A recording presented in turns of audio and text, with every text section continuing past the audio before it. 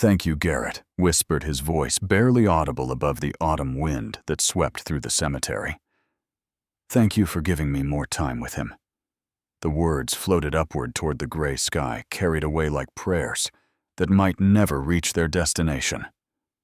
Garrett Mitchell knelt in the damp earth before a stranger's grave, his work-worn fingers wrapped around a bouquet of wilting daisies that had cost him 2 days' wages at the hardware store. The petals were already browning at the edges, curling inward like they were trying to protect themselves from the cold. But Garrett had chosen them anyway, because daisies were cheerful, hopeful, and the man buried beneath this stone deserved something hopeful. His shoulders trembled, though, whether from the chill or from the weight of emotion pressing down on his chest. He couldn't say. The grave marker was simple but elegant, carved from gray granite with letters etched deep enough to last centuries. Daniel Ashford, beloved husband, gone too soon. The dates beneath told the story of a life cut short at 38, just 2 years ago, on a rainy night, that had changed everything for reasons Garrett was only beginning to understand. On Garrett's left wrist, a gold watch gleamed in the fading afternoon light. The timepiece was expensive, far too expensive, for a carpenter who built custom furniture in a cramped workshop behind his rented house. The initials D.A. were engraved on the back, and every time Garrett looked at them, he felt the same complicated mixture of gratitude and grief that had brought him here today, just as it had brought him here every month for the past year. Behind him, 7-year-old Wyatt Mitchell stood clutching a threadbare teddy bear named Captain to his thin chest. The bear had seen better days, its brown fur matted and worn from years of being dragged through every adventure and crisis of a little boy's life. One of Captain's button eyes had been replaced with a mismatched blue one after an unfortunate incident involving a curious puppy at the park, and his stuffing had been lovingly redistributed so many times that he looked more like a lumpy pillow than a bear. But Captain had been there through everything that mattered, through the hospital stays, and the surgeries, and the long nights when Wyatt couldn't sleep, and that made him irreplaceable. Wyatt watched his father with the solemn attention of a child who had learned too young that grown-ups sometimes needed to cry, and that the best thing to do was simply wait until they were ready to stand up again. His breath formed small clouds in the cold air, and he shifted his weight from foot to foot, trying to stay warm in a jacket that had fit perfectly last winter, but was now too short in the sleeves. What Garrett discovered that day at a stranger's grave would lead him down a path of buried secrets, unexpected connections, and a truth so stunning it would change 3 lives forever. Because sometimes the people who save us are the ones we never get to thank, and sometimes the universe finds a way to bring those stories full circle when we least expect it. Before we continue, please tell us where in the world are you tuning in from. We love seeing how far our stories travel. Garrett Mitchell was 35 years old, though the lines around his eyes and the gray starting to thread through his brown hair made him look older. His hands were calloused and scarred from years of working with wood, from shaping raw lumber into something beautiful, from building things that would last. He wore faded jeans with a patch on one knee and a work jacket that was stained with sawdust and varnish, clothes that told the story of a man who worked hard for everything he had. His face was kind, but weathered the face of someone who had known loss and learned to carry it without letting it crush him. There was a gentleness in his brown eyes that made people trust him, a patience that made him good with children and animals and anyone else who needed someone to listen without judgment. He wasn't handsome in the movie star way, but there was something solid and real about him, something that made people feel safe. Wyatt looked like a smaller version of his father, with the same brown hair that curled slightly when it got too long, the same thoughtful expression when he was working something out in his head. But where Garrett's eyes were brown, Wyatt's were a striking blue that had come from his mother, a reminder of the woman who had died when Wyatt was only 3 years old. Under his too small jacket, hidden by his shirt, a long scar ran down the center of Wyatt's chest. The unmistakable mark of open-heart surgery, a map of the journey that had brought them both to this cemetery today. The wind picked up, sending dried leaves skittering across the ground like whispered secrets. Garrett closed his eyes and let the cold wash over him, remembering the day 2 years ago when everything had seemed impossible, when hope had felt like a luxury he couldn't afford. He had been sitting in a hospital room, watching his son grow weaker by the hour, calculating numbers that would never add up, no matter how many times he ran them, when a miracle had appeared from nowhere, anonymous and unexplained, saving Wyatt's life with a generosity that Garrett still couldn't fully comprehend.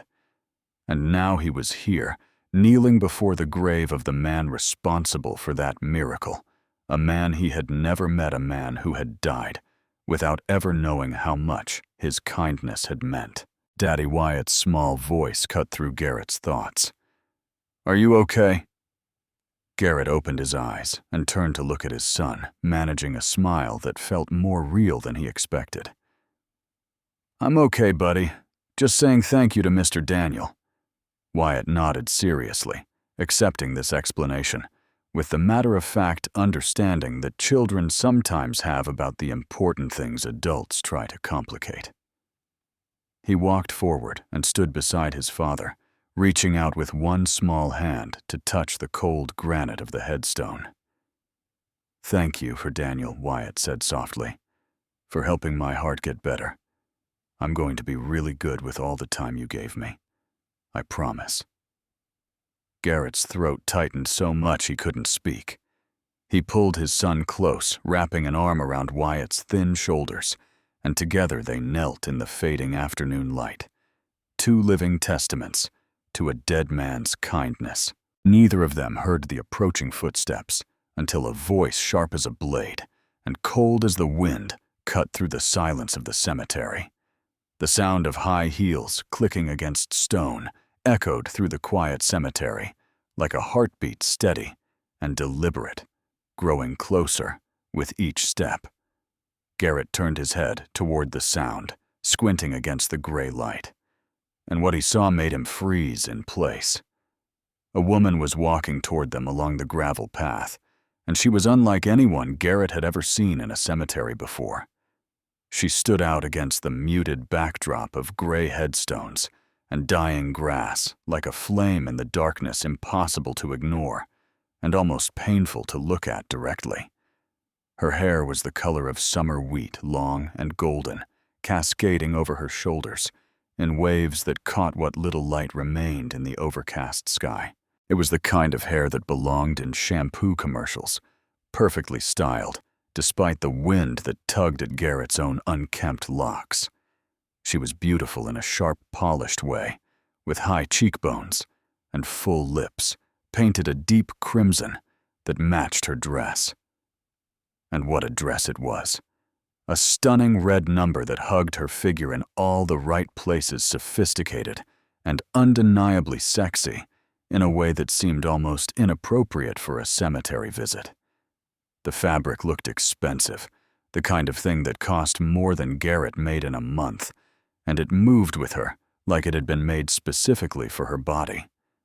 A simple strand of pearls rested against her collarbone, catching the light with each step, and her heels were the distinctive red soles that even Garrett recognized as the mark of serious wealth. She carried herself like someone who was used to being in charge, her posture perfect, her stride confident despite the soft ground that must have been hell on those expensive shoes. Everything about her screamed money and power, and a life so different from Garrett's that they might as well have been from different planets. But it was her eyes that stopped Garrett cold. They were a pale blue, almost gray, and they held an expression that he recognized all too well. It was the look of someone who had been surviving instead of living, someone who went through the motions of their days without really feeling any of it. Beneath the perfect makeup and the designer clothes, this woman was haunted. She had clearly come straight from some event, a charity gala, or corporate function, the kind of thing where people wore dresses like that and pretended to care about causes while networking over champagne.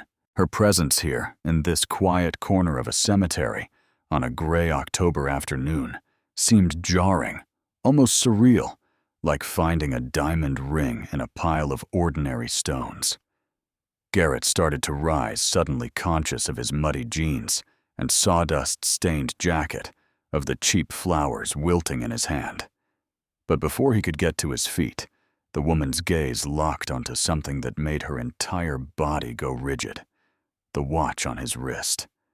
Her eyes narrowed her perfectly arched brows, drawing together as she took in the gold timepiece, the distinctive design, the initials that gleamed in the fading light.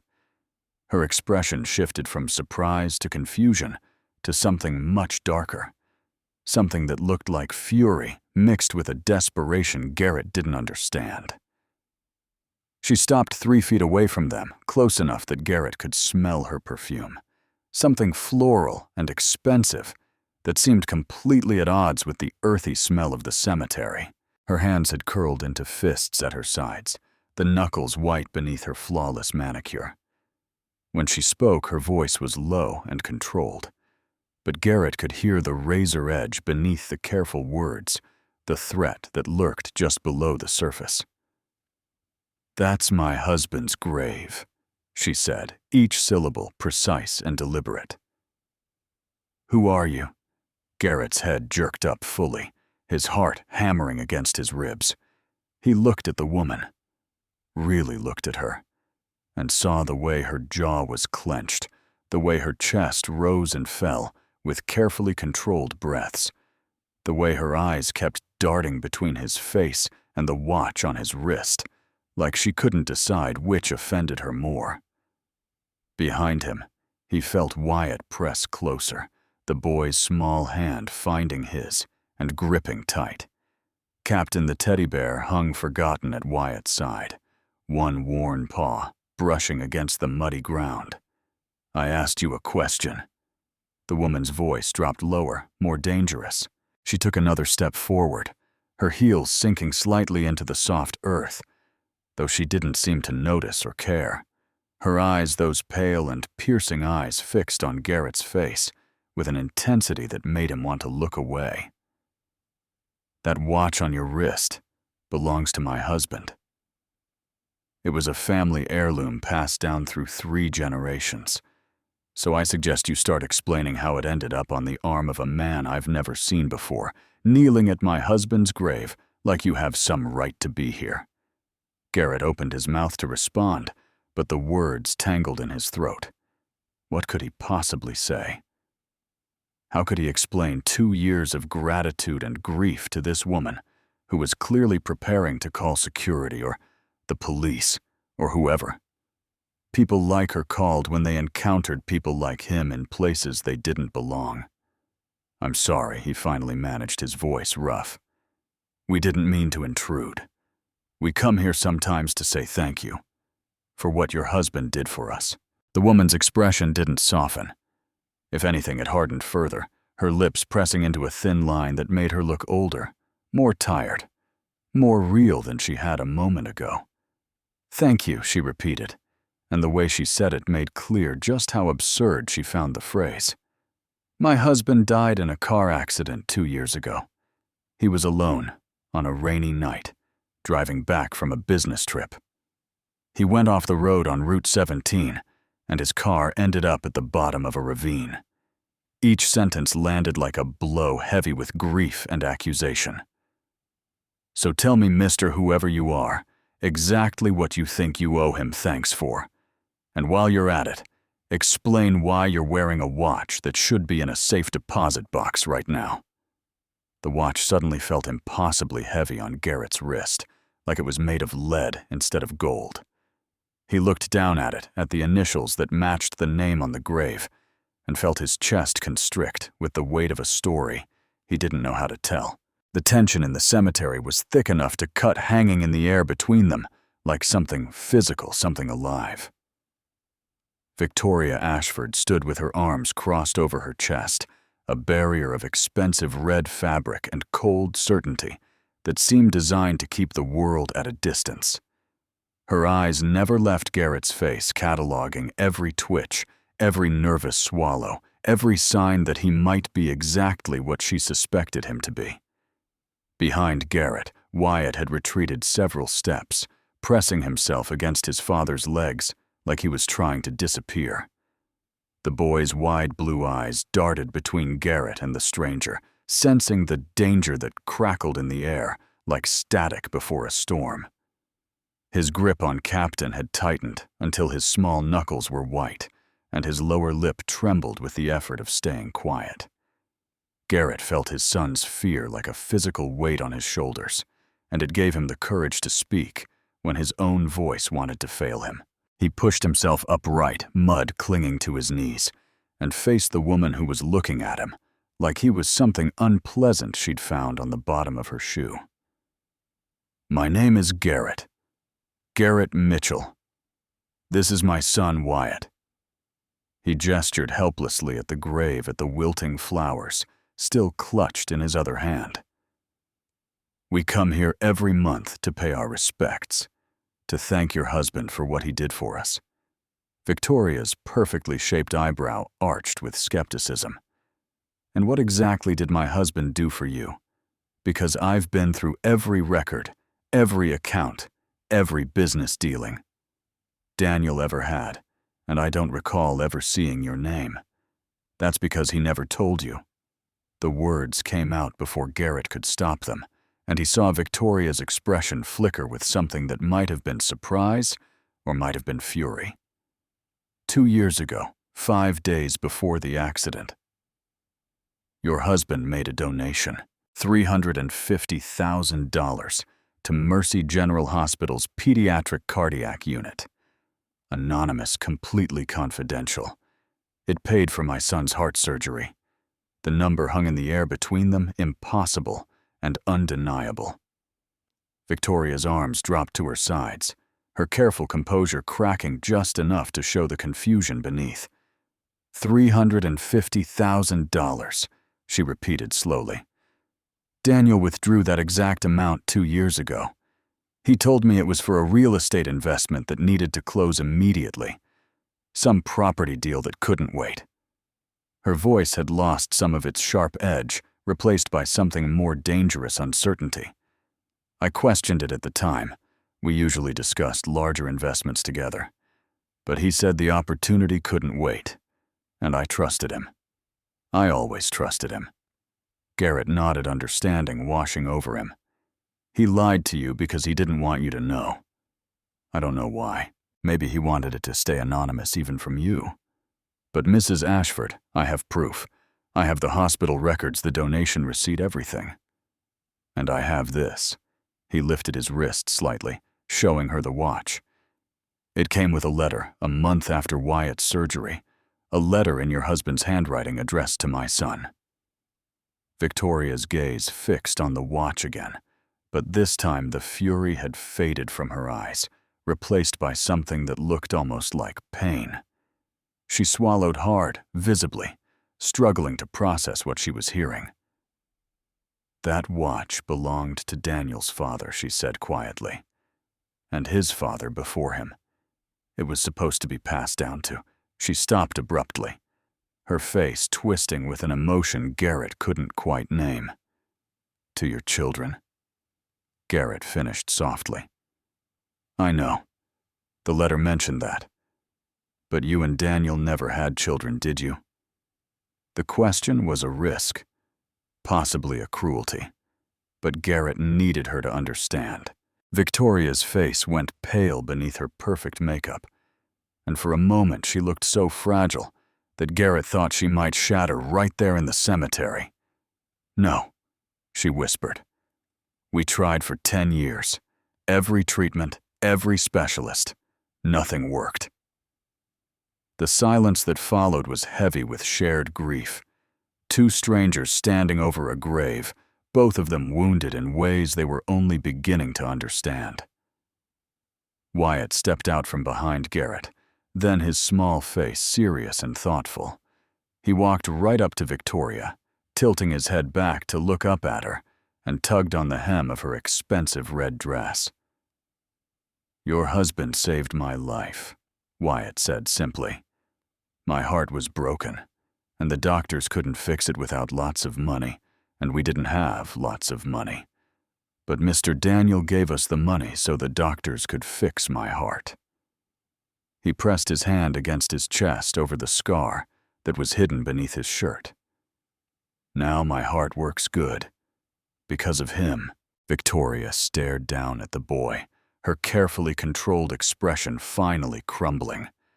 Her hand moved toward Wyatt, almost unconsciously hovering in the air like she wanted to touch him, but didn't know if she was allowed. "Show me," she said, her voice barely above a whisper. "Show me the proof." Garrett reached into his back pocket and pulled out his wallet, worn leather that had seen better days, held together by habit and necessity. Inside folded and refolded so many times that the creases had become permanent, was a piece of paper that he kept with him, always a talisman against the memory of darker days. "This is the letter," he said, holding it out to Victoria. "The one that came with the watch." Victoria's hand trembled as she took it from him, her red-painted nails stark against the yellowed paper. She unfolded it carefully, almost reverently, and Garrett saw the moment she recognized the handwriting, the bold, slanted script that must have been as familiar to her as her own. Her breath caught in her throat, a small sound that seemed too vulnerable to come from the powerful woman who had confronted him moments ago. She read the words once, then again, her lips moving silently, her eyes growing brighter with each line. The letter was addressed to Wyatt, written in the voice of a man who had wanted to give hope to a child he had never met. It spoke of the watch, of its history, of the importance of treasuring every second of the time we are given.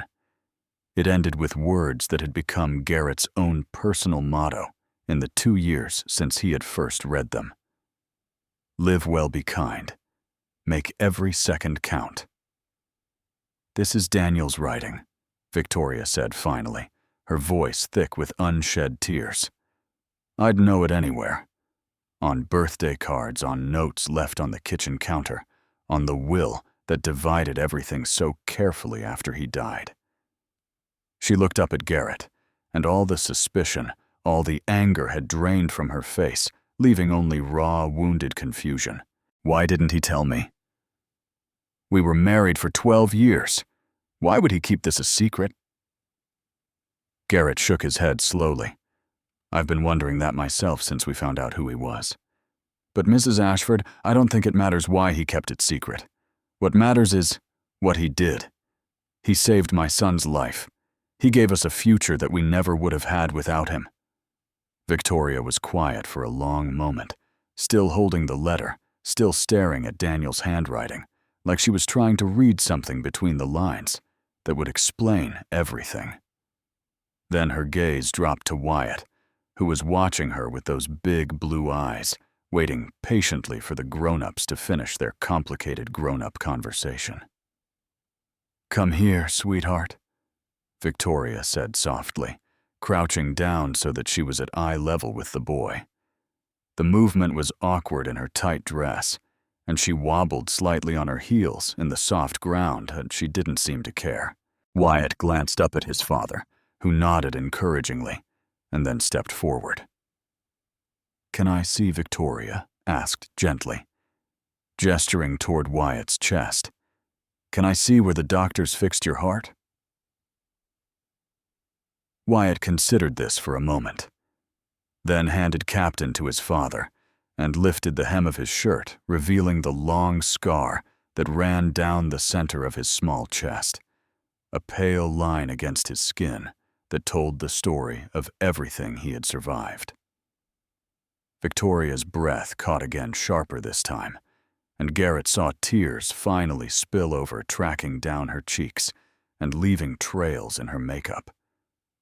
She reached out with one shaking hand and let her fingers hover just above the scar, not quite touching like it was something sacred.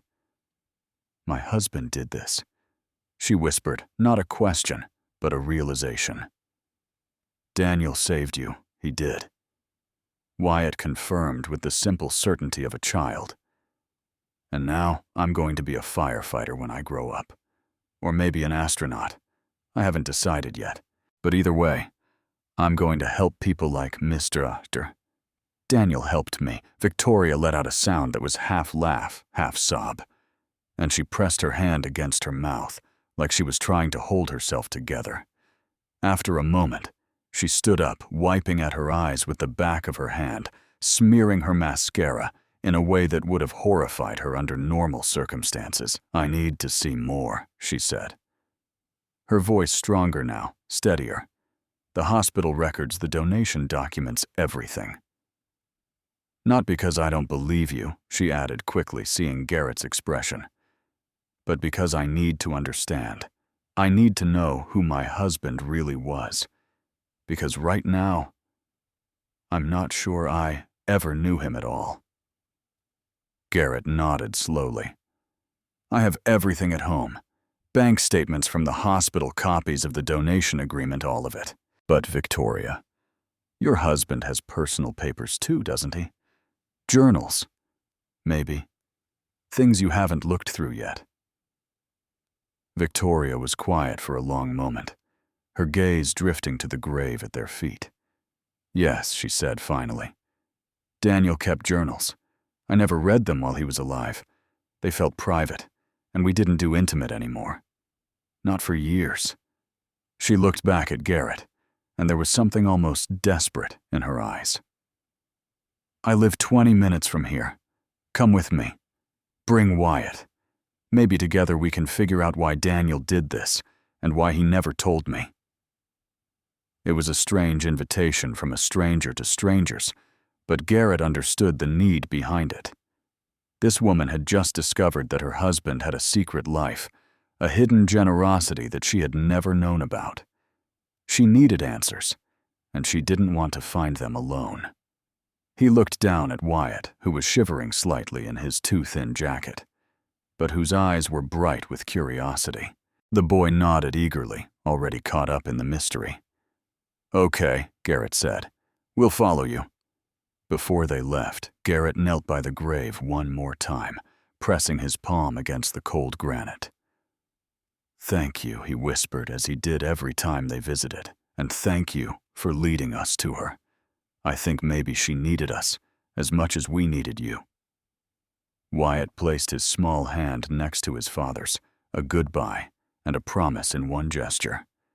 Then they stood together and walked toward the parking lot, toward the sleek black sedan, and the battered old truck, toward answers that waited in a house full of secrets. Behind them, Daniel Ashford's grave stood silent in the fading light, keeping watch over the story that was only beginning to unfold. The drive to Victoria's house felt longer than 20 minutes. Garrett followed her sleek black sedan in his old pickup truck, its engine rattling in a way that made him wince every time they stopped at a red light. Wyatt sat buckled in beside him, humming quietly to himself, Captain tucked under one arm, as he traced shapes in the condensation on the window. The rain had started again, a light drizzle that turned the world gray and soft around the edges. Garrett kept his eyes on the road, on the red glow of Victoria's taillights, but his mind was somewhere else entirely. It was 2 years in the past in a hospital room that smelled like antiseptic, and fear watching his son grow weaker by the day. Wyatt had been 5 when the doctors first discovered the problem. He had always been a small child, thin and pale, tiring easily when other children ran and played. Garrett had thought it was just how Wyatt was built. A quiet kid who preferred books to sports, nothing to worry about. But then the coughing started, and the breathlessness, and the way Wyatt's lips would turn faintly blue after climbing a flight of stairs. The diagnosis had come down like a hammer blow. Congenital heart defect, the doctor had said. His face carefully neutral in the way that doctors learn when they have to deliver bad news.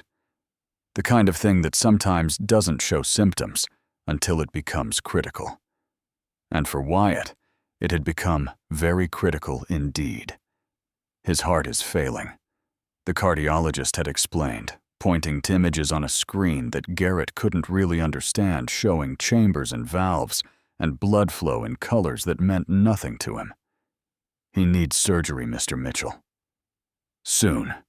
Without it, his heart simply won't be able to keep up with his body's demands. Garrett remembered nodding numb with shock, already doing the math in his head. How soon, he had asked. And how much will it cost? The number had been impossible. $350,000 for the surgery itself, not counting the follow-up care, the medications, the monitoring that Wyatt would need for months afterward. Garrett had stared at the financial counselor across her cluttered desk, feeling like he was drowning in numbers that would never add up, no matter how many times he recalculated.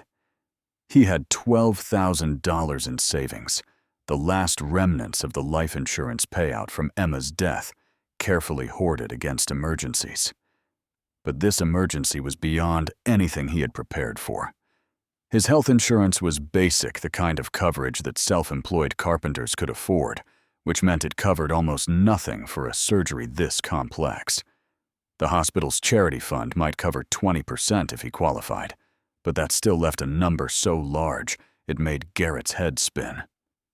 Those had been the darkest days of his life since Emma died. Garrett would sit beside Wyatt's hospital bed, watching his son sleep with tubes and wires connected to monitors that beeped and hummed through the night, and he would try to figure out how to find money that didn't exist. He considered selling his truck. His tools, the house he rented. He looked into second mortgages and high-interest loans, and every desperate option he could think of. None of it was enough. Not even close. The hardest part had been keeping up appearances for Wyatt. Children are perceptive, especially children who have already lost one parent, and Garrett knew that Wyatt could sense his fear even when he tried to hide it. So, he would smile and tell stories and pretend that everything was going to be fine, and then he would cry in the shower where Wyatt couldn't hear him, letting the hot water wash away tears that seemed endless. Daddy Wyatt's voice pulled Garrett back to the present. Are you thinking about the sad times? Garrett glanced at his son, surprised by the question. What makes you ask that, buddy? Your face gets all crinkly when you think about sad times, Wyatt said matter-of-factly. Like right now, but you don't have to be sad anymore, right? Because my heart is fixed and we have Mr. Daniel's watch, and everything turned out okay. The simple wisdom of a 7-year-old cut through all of Garrett's complicated adult emotions. He reached over and ruffled Wyatt's hair, earning a giggling protest. You're right, buddy. Everything did turn out okay. I was just remembering how scary it was before we knew that it would. I remember being scared, Wyatt said quietly. I remember the hospital bed and all the beeping machines. But mostly, I remember you reading me stories every night, even when you were really tired. You did all the voices and everything. Garrett's throat tightened. He had almost forgotten about the voices, the way he would try to make each character sound different to keep Wyatt entertained during those long hospital nights. It seemed like such a small thing, but apparently it had mattered. I would have done anything for you. Garrett said, his voice rough. I would have sold everything I owned, worked 3 jobs, whatever it took.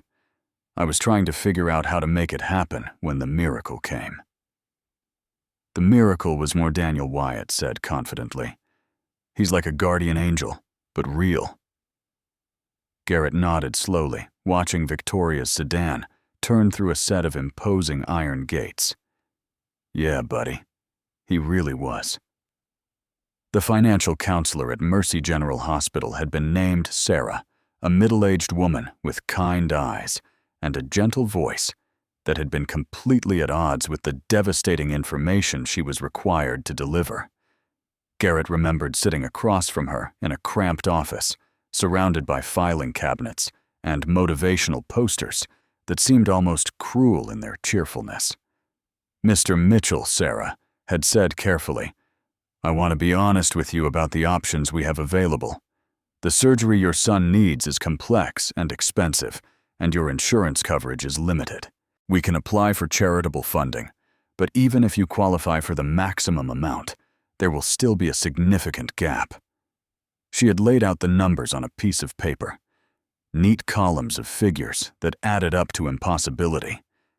Garrett had stared at them until his vision blurred, trying to find some combination that would work, some mathematical magic that would make $350,000 appear out of the $12,000 he had in the bank. What happens if we can't find the money, he had asked, already knowing the answer, but needing to hear it said out loud. Sarah's expression had shifted, becoming even more gentle, more careful. "In cases where surgery isn't financially viable, we discuss alternative approaches. Palliative care, quality of life management, making the patient comfortable while we explore other options." The words had hit Garrett like a physical blow. Making the patient comfortable. For a 5-year-old boy with his whole life ahead of him. For his son, the only thing he had left of Emma. The only reason Garrett got out of bed every morning. "You're telling me to let my son die because I don't have enough money," Garrett had said, his voice flat. "I'm telling you about all the options we have available," Sarah had replied, and Garrett could see the pain in her eyes, the helplessness of someone whose job forced her to deliver impossible news every single day. "But I'm also telling you not to give up hope. We've seen miracles happen, Mr. Mitchell. Sometimes funding comes through at the last minute. Sometimes donors step forward. I know it's not much to hold on to, but it's something." Garrett had left that meeting feeling like a hollow man, going through the motions of walking and breathing, while his mind screamed with the unfairness of it all. He had gone back to Wyatt's room and sat beside his sleeping son, watching the monitors that tracked every beat of a heart that was slowly failing, and he had prayed for the first time since Emma's funeral. He had prayed to God, to Emma, to the universe, to anyone who might be listening. "Please," he had begged silently, his hands clasped so tightly his knuckles ached. "Please don't take him from me. I'll do anything. Just please, please help me save my son." 3 days later, Sarah had called him back into her office. Garrett had expected more bad news, more impossible choices, more reasons to despair. Instead, he had found her smiling. Actually, smiling, looking at him with an expression of wonder that he didn't understand. "Mr. Mitchell," she had said, her voice shaking slightly, "something extraordinary has happened.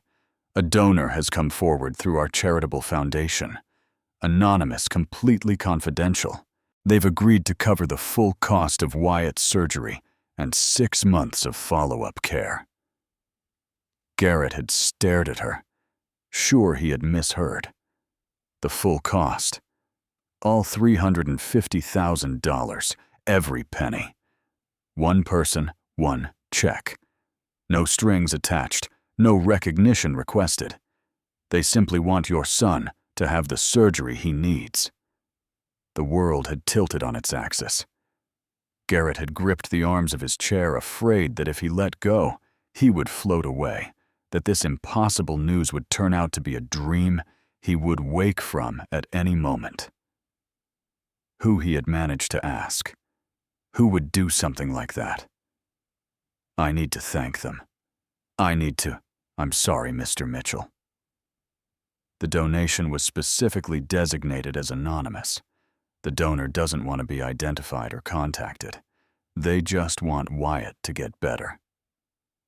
Garrett had cried then, right there in the financial counselor's office.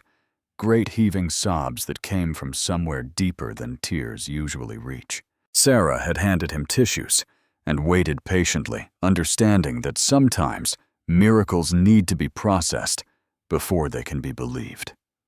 Now, 2 years later, following Victoria Ashford's sedan through iron gates and up a winding driveway, Garrett finally understood why the miracle had remained anonymous.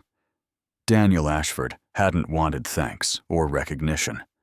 He had simply seen a child who needed help and a father who was breaking under the weight of desperation, and he had decided to do something about it. The question that remained, the question that hung over everything, was why Daniel had kept it secret even from his own wife.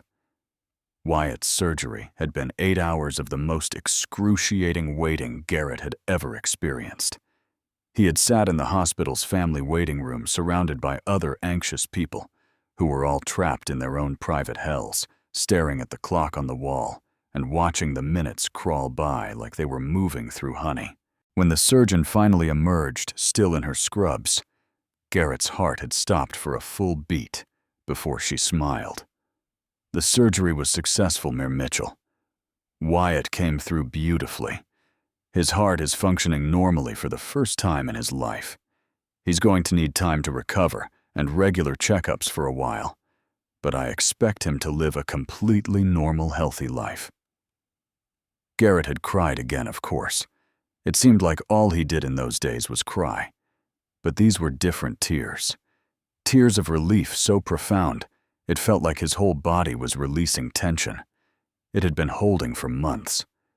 He had hugged the surgeon, probably inappropriately, and she had patted his back with the patience of someone who was used to being clung to by grateful parents.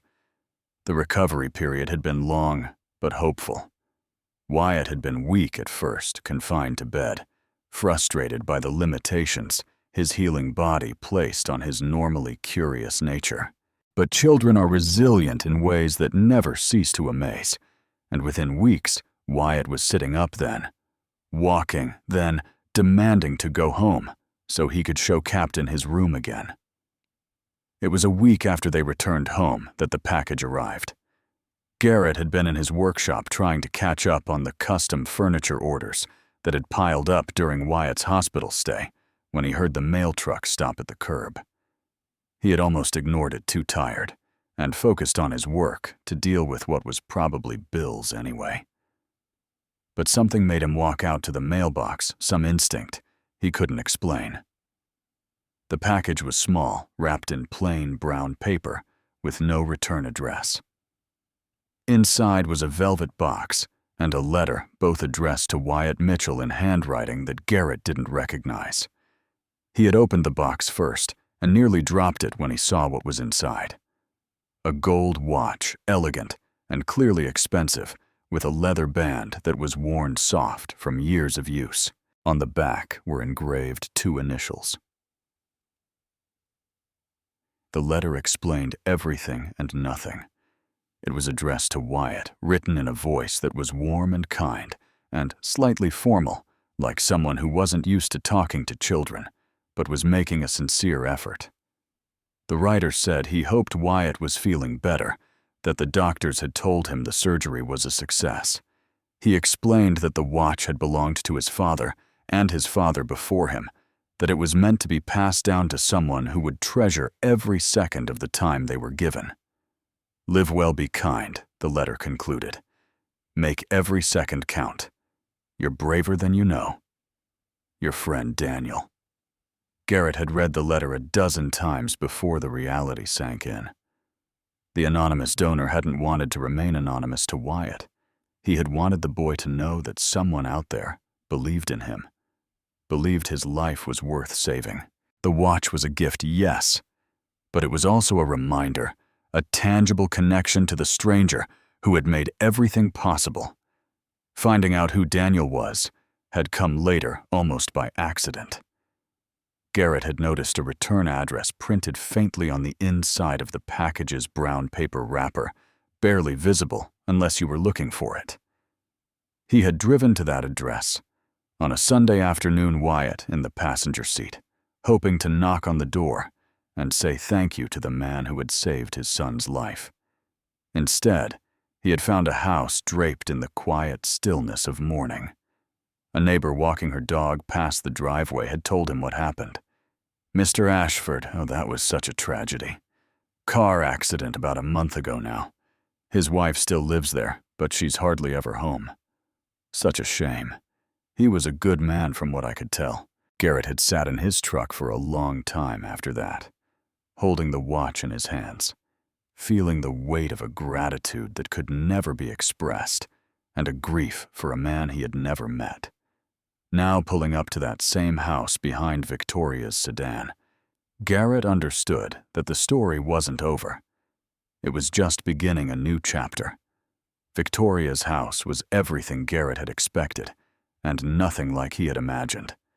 It was massive, all stone and glass, with manicured grounds that looked perfect, even in the rain. The kind of house that appeared in magazines, the kind of house where people who wore red designer dresses and pearl necklaces belonged. Garrett parked his battered truck next to Victoria's sedan, acutely aware of the oil stain on his driveway. Back home, the peeling paint on his own front door. This was a different world, Daniel's world, and Garrett felt like an intruder, even though he had been invited. The interior of the house confirmed his impression. Everything was beautiful and cold, like walking into a museum rather than a home.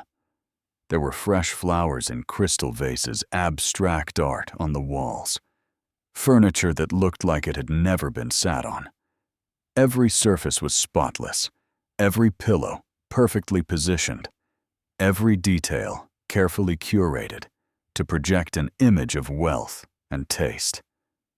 But there was no life here. No clutter, no mess, no evidence that real people laughed and cried and argued within these walls. The refrigerator in the massive kitchen had no photos stuck to it, with magnets, no children's drawings, no takeout menus or appointment reminders. It was just a sleek, stainless steel surface, as impersonal as everything else. Wyatt noticed it too, Daddy, he whispered. Tugging on Garrett's hand, this house is really pretty. But it feels sad. Our house has all my drawings on the fridge. This house doesn't have anything like that. Garrett squeezed his son's hand in agreement. The house didn't feel sad exactly, but it felt empty in a way that had nothing to do with whether people were living here. Victoria led them through the foyer, past the formal living room with its designer furniture, down a hallway lined with photographs. Garrett studied them as they walked, looking for hints of the man who had saved his son's life. Most of the pictures were from corporate events and charity galas, showing Daniel and Victoria smiling for cameras in evening wear, perfect and polished and utterly impersonal. They ended up in a study that felt slightly more lived in than the rest of the house. Dark wood panels lined the walls and bookshelves stretched from floor to ceiling, filled with volumes that actually looked like they had been read. A massive desk dominated one corner, its surface holding only a sleek computer and a small bronze sculpture. Victoria moved to a cabinet against the far wall and unlocked it with a key from her clutch purse. Inside were stacks of leather-bound journals, file folders, and papers that hadn't been touched in years. Daniel's personal journals, she said quietly, pulling them out with careful reverence. I never read them while he was alive. They felt private, and we didn't do intimate anymore.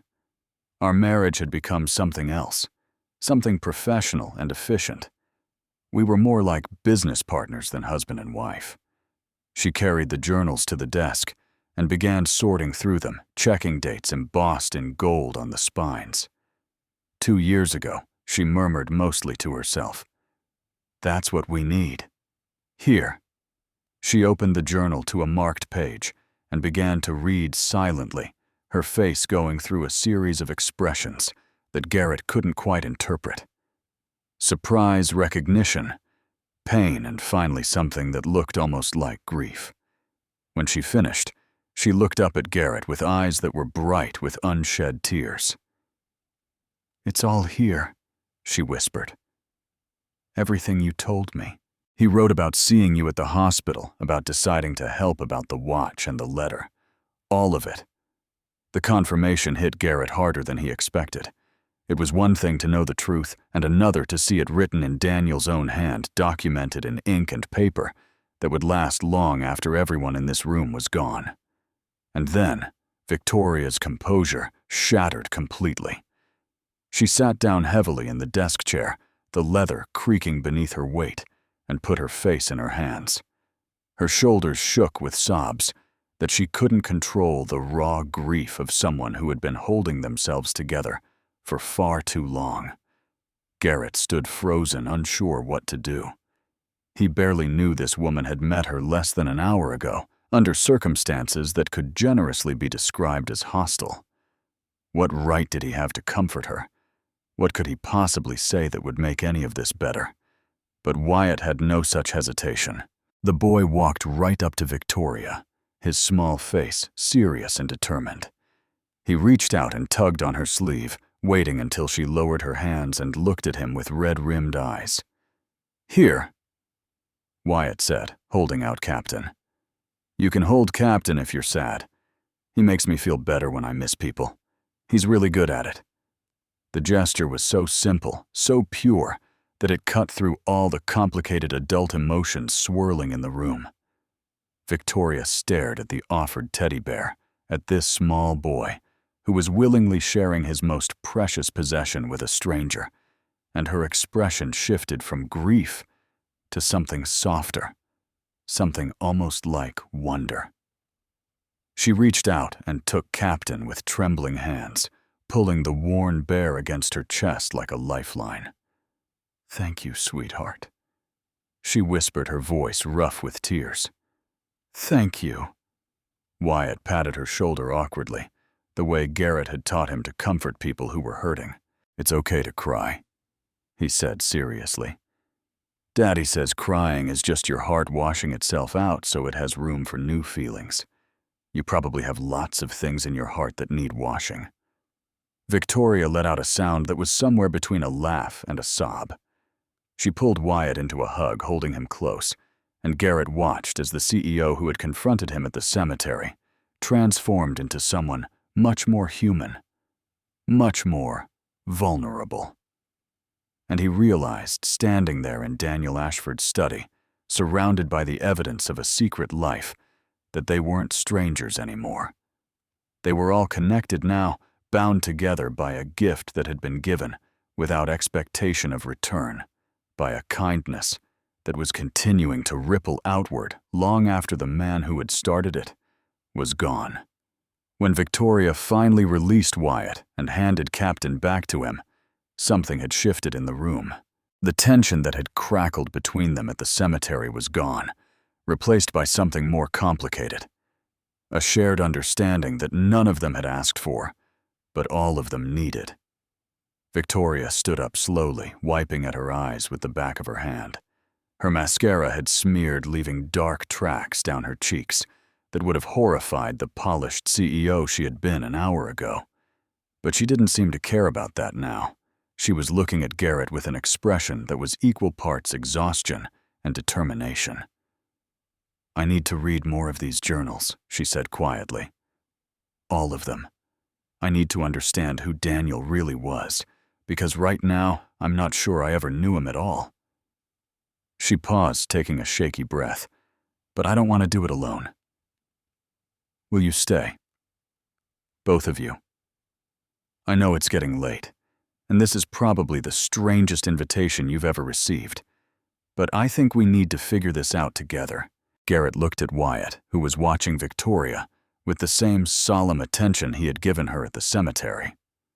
The boy nodded slightly, sensing that this was important, that the sad woman needed them in a way that was hard to explain. "We'll stay," Garrett said. "For as long as you need." Victoria's smile was small, but genuine, the first real smile Garrett had seen on her face since they met. "Thank you. I'll have some food brought in, and there's a guest room if Wyatt gets tired. But first, she gestured to the stacks of journals on the desk. I need to find out why Daniel kept this secret from me. Of all people I should have known. We were married for 12 years. Why would he hide something so beautiful? They picked up the journal she had been reading and found a new page scanning Daniel's handwriting with an intensity that made Garrett's chest ache. Whatever she was looking for, it was clearly something that went deeper than the facts of his donation. Here, Victoria said suddenly, her voice dropping to barely above a whisper. Listen to this. This is what Daniel wrote about why he didn't tell me. She read aloud, her voice trembling, but clear. Daniel's words painted a picture of a man who had found meaning in a stranger's child that he couldn't find in his own marriage. He wrote about the distance between him and Victoria, about the way they had stopped really talking after years of failed fertility treatments, about his fear that telling her about Wyatt would force him to admit how broken everything had become. Saving Wyatt felt easier than saving us. Victoria read, with him, I could write a check and know I'd made a difference. But with Victoria, no amount of money can fix the distance we've created. The silence that followed was absolute. Victoria set the journal down carefully, her hands shaking. She stared at the wall for a long moment, processing words that confirmed what she had known, but hadn't wanted to admit. Our marriage was already over, she said finally, her voice hollow. We just didn't have the courage to say it out loud. Daniel found meaning in you because he couldn't find it at home. She looked at Garrett, and there was no accusation in her eyes, only sadness. I don't blame you for that, or him. I blame us both for being too proud and too stubborn to admit we had failed. Garrett didn't know what to say. This was beyond anything he had expected, beyond comfort or platitudes. He watched Victoria move to the window, her silhouette stark against the gray evening light, rain running down the glass like tears. There's more, Victoria said, after a moment, her voice steadier now. Daniel wrote an entry the night before he died. I've been afraid to read it, but I think I need to now. She returned to the desk and opened the journal to its final pages. Garrett watched her face as she read, seeing the emotions play across her features like clouds moving across the sky. Surprise, pain, hope, and finally, something that looked almost like peace. He was planning to tell me, Victoria whispered, about you and Wyatt, about the donation, about everything. He wanted to start a foundation to help other children like Wyatt, and he was going to ask me to do it with him. He was going to try to fix us by finding something we could believe in together. She closed the journal gently, pressing her palm against the cover. But he never got the chance. The accident happened the next day. The weight of missed opportunities hung heavy in the room. Garrett thought about all the conversations that never happened, all the words left unsaid, all the ways that life could change in an instant and leave you holding pieces of a puzzle you'd never get to complete. Maybe we can finish what he started, Garrett said quietly. The foundation, I mean, using his money to help other children like Wyatt, families like ours. It's what he wanted.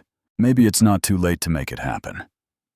Victoria looked at him with something shifting in her expression, a spark of something that hadn't been there before. You would help me with that after everything. After the way I treated you at the cemetery, you were protecting your husband's memory, Garrett said simply. I understand that. And besides, Daniel's gift wasn't just for Wyatt. It was for me, too. He gave me back my son and my hope. Maybe the best way to honor that is to give other families the same chance. Wyatt tugged on Garrett's sleeve, his face bright with sudden excitement. Does that mean we're going to help other kids like me? Kids whose hearts need fixing? Victoria looked at the boy, at his earnest expression and his worn teddy bear, and something in her face softened completely. "Yes, sweetheart," she said, kneeling down to his level. "That's exactly what we're going to do. We're going to make sure other children get the same miracle you got." "Cool," Wyatt said with satisfaction. "Mr. Daniel would like that. He was a really good person, yes." Victoria agreed, her voice thick with emotion. He really was. The evening stretched into night as the three of them sat together in Daniel's study, surrounded by journals and documents and the weight of revelations that kept coming. Victoria had food delivered from a restaurant whose name Garrett didn't recognize, but whose prices, based on the quality of the meal, he could easily imagine. Wyatt ate enthusiastically, declaring the pasta to be almost as good as the mac and cheese his dad made from the box, which earned a surprised laugh from Victoria that seemed to startle even her. After dinner, Wyatt's energy began to fade. The emotional intensity of the day combined with a full stomach, and the warmth of the study had him yawning and rubbing his eyes despite his best efforts to stay awake. Garrett was about to suggest they head home when Victoria offered the guest room again. "It's late, and you've both been through a lot today," she said. "There's no reason to drive back in the dark when there's plenty of room here. Please, stay." Garrett hesitated, looking around at the cold perfection of the house that still didn't feel like a home. But Wyatt was already nodding sleepily, and the thought of navigating rainy roads when he was this exhausted didn't appeal to Garrett either. "Okay," he agreed. "Thank you."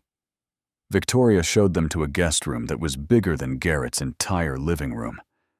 The bed was enormous, covered in what felt like 1,000 thread count sheets that were softer than anything Garrett had ever slept on. Wyatt was asleep almost before his head hit the pillow. Captain clutched firmly under one arm.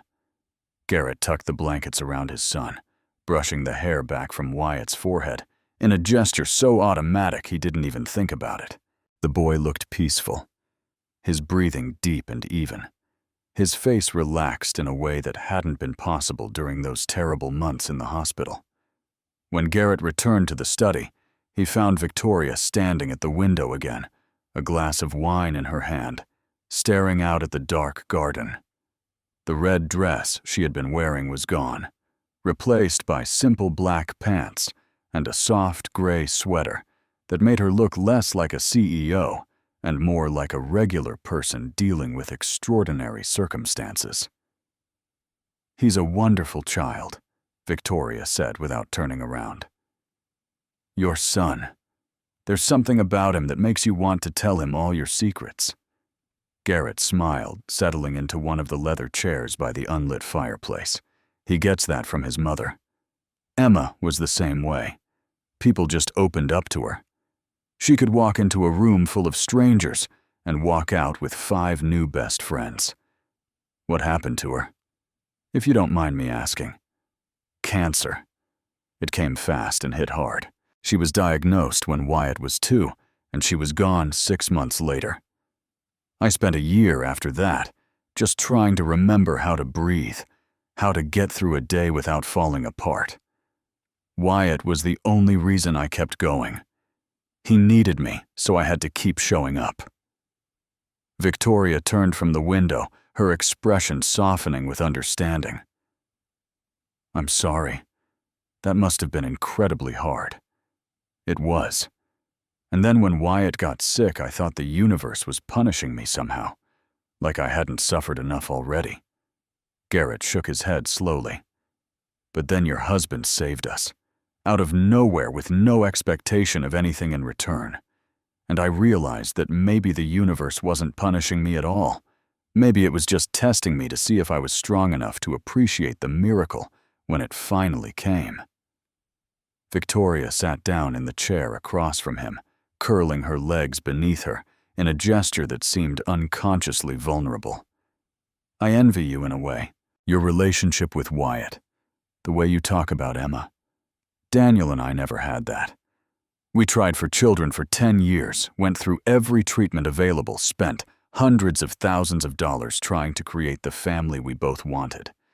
But it never worked. She took a sip of her wine, her eyes distant. After a while, we just stopped trying. Stopped talking about it. Stopped talking about a lot of things. The failure of our fertility treatments became this unspoken wound that neither of us knew how to heal, so we just worked around it, pretended it didn't exist. Our marriage became efficient instead of loving. We were partners in a business called life, but we weren't really partners in anything that mattered.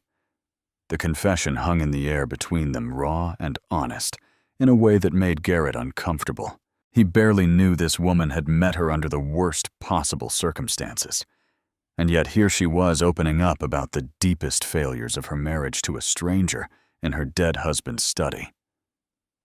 I think that's why Daniel kept the donation a secret, Victoria continued, her voice quiet.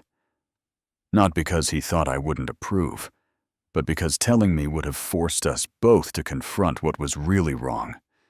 He found purpose in saving your son because he couldn't find purpose in our marriage anymore.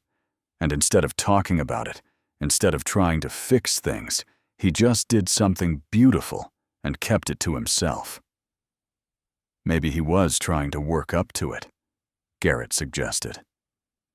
Gently, from what you read in the journal, it sounds like he was planning to tell you. He wanted to start the foundation with you, to make it something you could do together. Maybe. Victoria's smile was sad. But we'll never know now, will we? That's the thing about death. It steals all the conversations you meant to have, all the apologies you planned to make, all the chances to fix what was broken.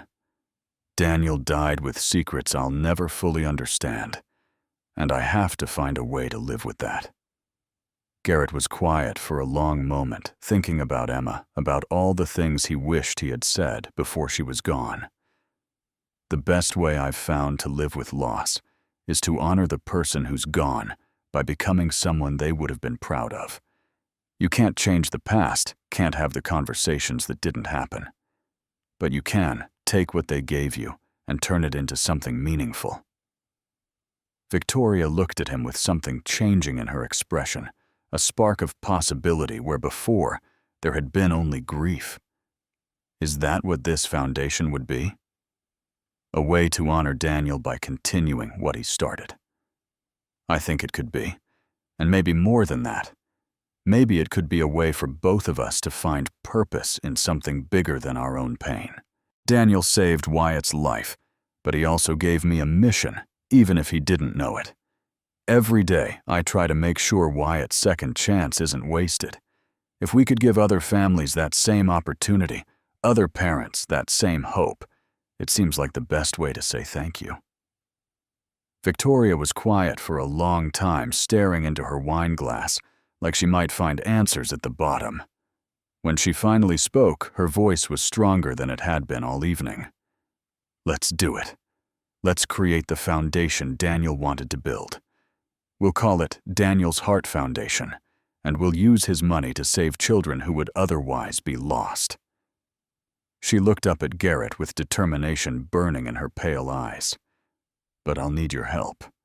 I know how to run a business, but I don't know the first thing about what families like yours actually need. You'll have to guide me. Keep me honest, make sure we're actually helping people instead of just checking boxes. Garrett felt something shift in his chest, a sense of purpose clicking into place that he hadn't even known was missing. I can do that. I've been on both sides of this equation now. I know what it's like to be desperate, and I know what it's like to receive a miracle. I can help you understand the families you'll be helping. Partners then, Victoria said, extending her hand across the space between them. Garrett took it, feeling the strength in her grip, despite the vulnerability she had shown him tonight. Partners. Over the following weeks, Garrett and Victoria fell into a rhythm of meetings and planning sessions that gradually evolved into something closer to friendship. They met at her mansion, sometimes in Daniel's study, that had become their unofficial headquarters, surrounded by legal documents and financial projections, and the ever-present stack of journals that Victoria was slowly working her way through.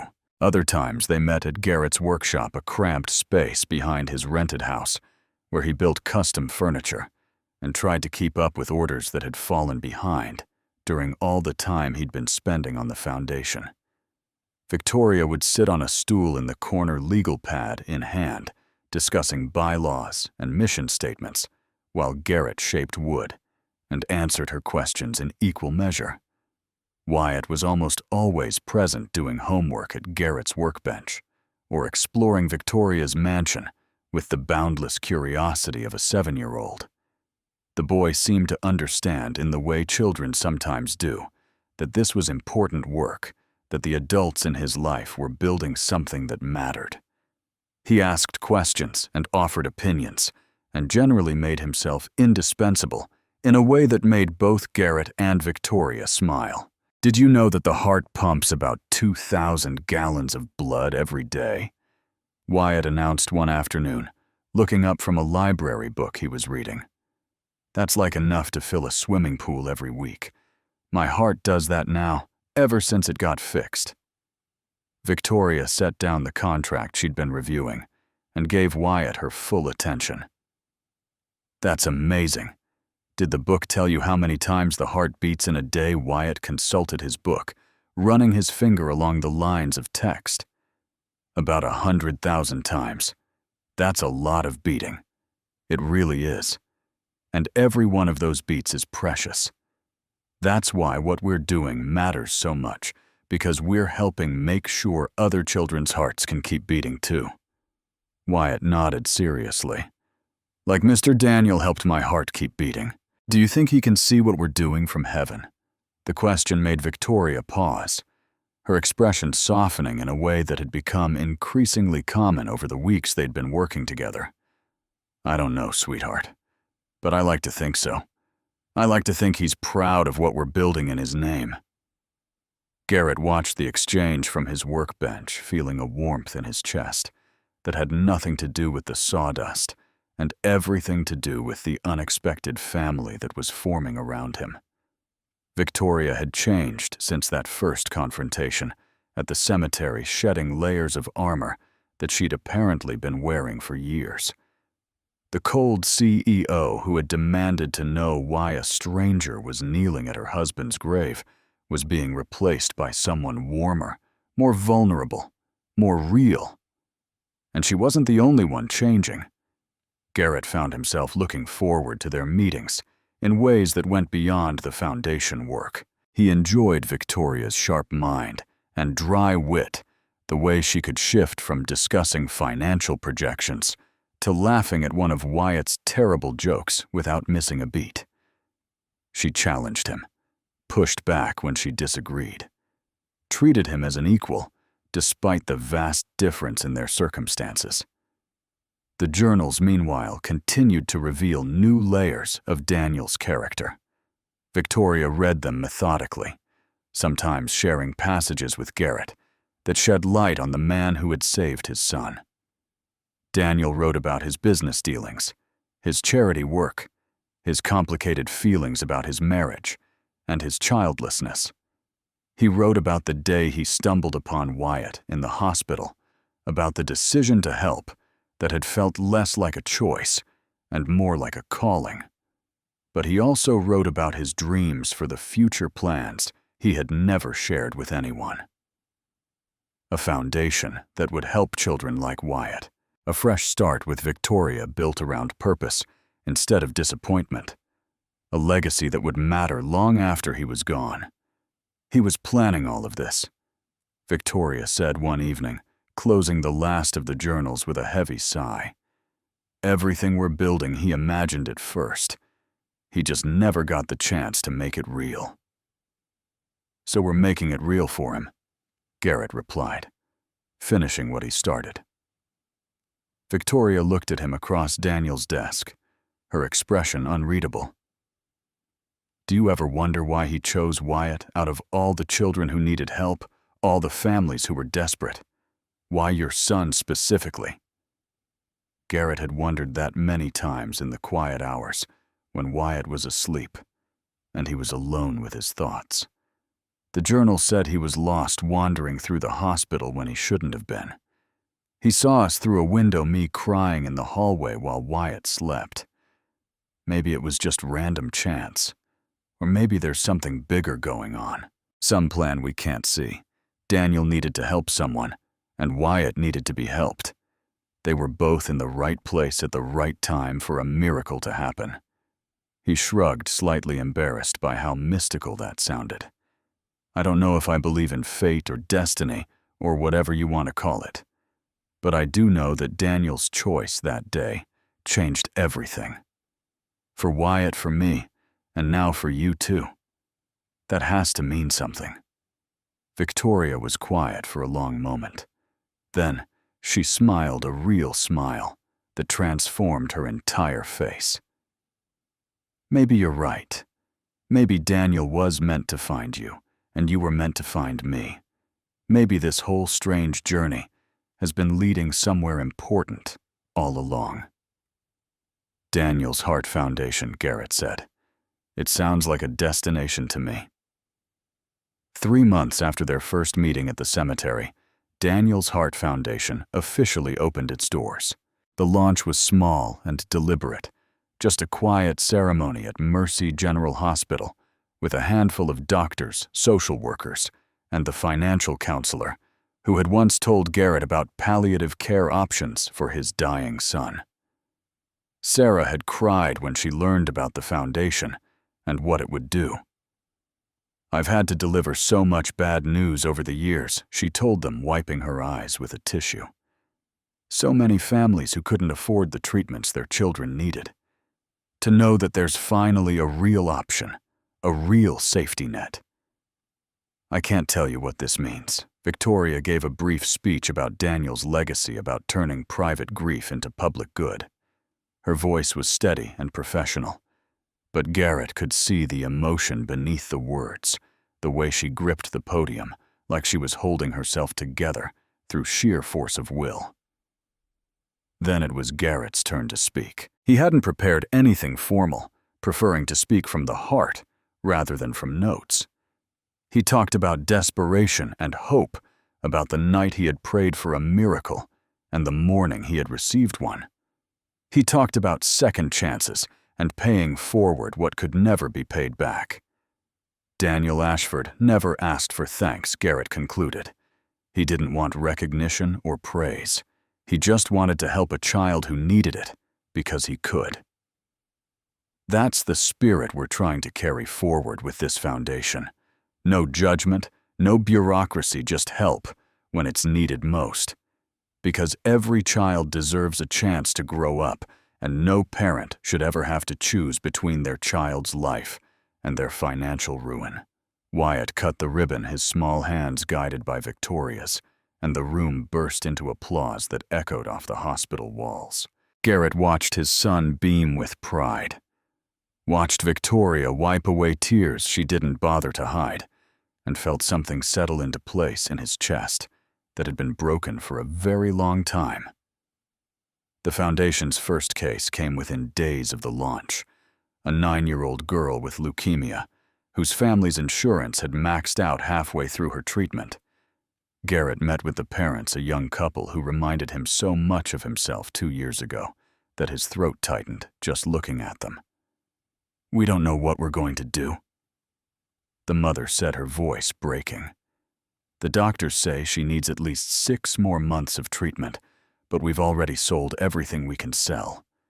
The hospital's been patient, but their patience won't last forever. And without the treatment, she couldn't finish the sentence. She didn't need to." Garrett reached across the table and took her hand, just as Sarah had once taken his. "That's why we're here. Daniel's Heart Foundation is going to cover the rest of your daughter's treatment.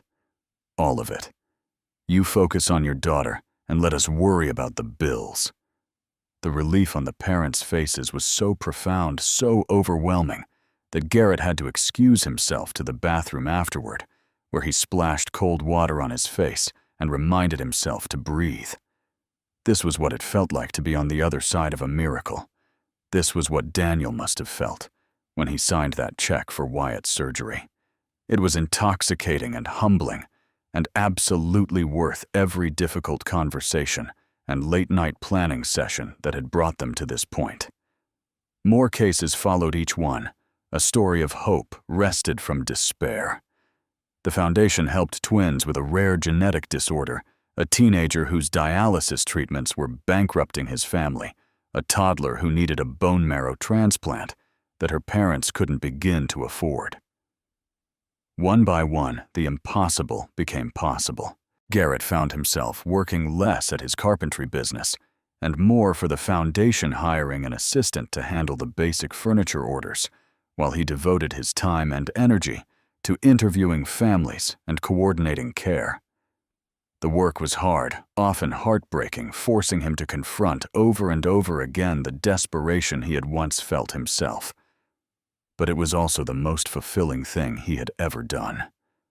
Victoria threw herself into the work with equal intensity.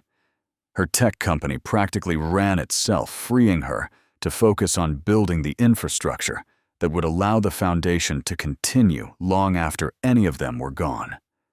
She was methodical and thorough, creating procedures and oversight that would ensure Daniel's money continued helping children for decades to come. But she was also learning to be more than just efficient. Garrett watched her soften over months of exposure to the families they helped, watched her learn to sit with grief without immediately trying to fix it, to offer comfort that didn't come with a price tag or a deadline. One evening, after a particularly difficult case involving a child who had been too sick to save Victoria, sat in Garrett's workshop with tears streaming down her face. "It's not fair," she said, her voice raw. "We do everything right. We get the funding approved. We coordinate the care, and sometimes it's still not enough. Sometimes children still die." Garrett set down the cabinet door he'd been sanding and went to sit beside her. "I know. That's the hardest part. We can't save everyone no matter how much we want to." "Then what's the point? Why are we doing this if children are still going to die?" "Because more of them are living," Garrett said gently. "Every family. We help every child who gets treatment. They couldn't otherwise afford. That's a life that continues because of what we're doing. We can't save them all, Victoria, but we can save some. And the ones we save, they matter. Their lives matter." Victoria was quiet for a long moment, processing his words. Then she leaned against him, her head resting on his shoulder in a gesture that felt both surprising and completely natural. "Thank you," she whispered, "for reminding me why we started this." Garrett didn't move, afraid that any shift would break whatever fragile connection had formed between them. That's what partners are for. The relationship between Garrett and Victoria had been evolving slowly, almost without either of them noticing. What started as a partnership built on tragedy had become something deeper, something neither of them had expected or planned for. Victoria had become a fixture in Wyatt's life, not replacing his mother, but filling a different space entirely. She showed up to his school events, helped with homework, listened with genuine interest to his endless facts about dinosaurs and space exploration, and whatever topic had captured his attention that week. Wyatt, in turn, had adopted Victoria, with the easy acceptance of a child who understood that family wasn't just about blood. He called her Victoria, then Miss Victoria, and finally, in a moment that made her cry for 20 minutes straight, simply V. "V sounds like a superhero name," Wyatt had explained matter-of-factly. "And you're kind of like a superhero because you help save kids like me. So it fits." Victoria had hugged him so hard that Wyatt had squirmed and complained that his ribs were being crushed, but he was smiling when she finally let go. Garrett watched these interactions with a mixture of joy and apprehension. He could see what was happening, could feel his own heart opening in ways he hadn't thought possible since Emma died. But he was also terrified. Terrified of losing what they had built. Terrified of confusing Wyatt. terrified of taking a step that couldn't be untaken. It was Wyatt, with the uncomplicated wisdom of childhood, who finally pushed things forward. They were having dinner at Victoria's house, the three of them, around a table that had once been set for formal business meetings, but now featured paper napkins and Wyatt's drawings used as placemats. Victoria was telling a story about a disaster at work that had involved a malfunctioning coffee machine and a very important investor, and Garrett was laughing in a way he hadn't laughed in years. "You guys are really happy," Wyatt observed during a lull in the conversation. "You smile at each other a lot, more than you smile at other people." Garrett felt his face heat up, but before he could respond, Wyatt continued. "My friend Marcus at school, his dad got a girlfriend after his mom moved away. Marcus said it was weird at first, but then it was good because his dad was happy again, and happy parents are better than sad parents." He looked between Garrett and Victoria with an expression that was far too knowing for a 7-year-old. "Are you guys going to be like that? Because I think that would be okay." The silence that followed was charged with possibility. Garrett glanced at Victoria and found her already looking at him. Her cheeks flushed, her eyes uncertain, but hopeful. "Wyatt," Garrett started, not sure what he was going to say. "I'm just saying." Wyatt interrupted that V makes you happy, and you make V happy, and I like V a lot. So, if you wanted to be together, I would be okay with that. He paused, then added, "Also, V's house has a really big TV and a pool. That's just a fact." The tension broke as both adults burst out laughing. Victoria covered her face with her hands, her shoulders shaking, while Garrett pulled Wyatt into a hug that was part gratitude, part embarrassment, and entirely love. "You're something else, buddy," Garrett said, ruffling Wyatt's hair. "You know that." "I know." Wyatt agreed cheerfully. "Can I have more pasta?" Later that night, after Wyatt had been put to bed in the guest room that was slowly becoming his room, Garrett found Victoria on the patio, looking out at the garden, where fairy lights now sparkled among the plants. She had softened her appearance since they first met, wearing less makeup, simpler clothes, trading her sharp edges for something warmer. "He's right, you know," Garrett said, coming to stand beside her. "You do make me happy, happier than I've been in a very long time." Victoria turned to face him, her expression vulnerable in a way she rarely allowed. "You make me happy too. Both of you. I didn't think I could feel this way again, not after Daniel, not after everything. But you and Wyatt, you've given me something I didn't even know I was missing." "What's that?" "A family," she said simply. "A real one. Not a business partnership or a social obligation, but people who actually want to be together, who choose each other every day. I never had that before, not even with Daniel." Garrett reached out and took her hand, feeling the way her fingers intertwined with his, like they had been designed to fit together. "I'm scared," he admitted, "of moving too fast, of messing this up, of hurting Wyatt, if things don't work out." "I'm scared too," Victoria said, "but I'm more scared of not trying, of letting fear keep me from something that could be wonderful." She squeezed his hand. "We take it slow. We figure it out as we go. And if it doesn't work, at least we'll know we tried." Partners in everything, Garrett said, echoing the promise they'd made months ago. Partners in everything, Victoria agreed. And then, under the fairy lights in a garden that was starting to feel like home, they kissed for the first time, sealing a partnership that was becoming so much more. A year after the foundation launched, they had helped over 100 families. The work had become Garrett's primary focus, with his carpentry business reduced to a part-time endeavor that he maintained more for sanity than income. Victoria had set him up with a proper salary from the foundation despite his protests that he didn't need to be paid for work he would have done for free. "You have a son to support," she had told him firmly. "And you're doing real work that has real value. Let me pay you for it." Garrett had eventually relented, mostly because the alternative was arguing with Victoria, which he had learned was generally a losing proposition. Their relationship had progressed from that first kiss to something stable and committed, built on a foundation of shared purpose and mutual respect. They didn't rush things, mindful of Wyatt and of their own complicated histories, but they also didn't pretend that what they had was anything less than love.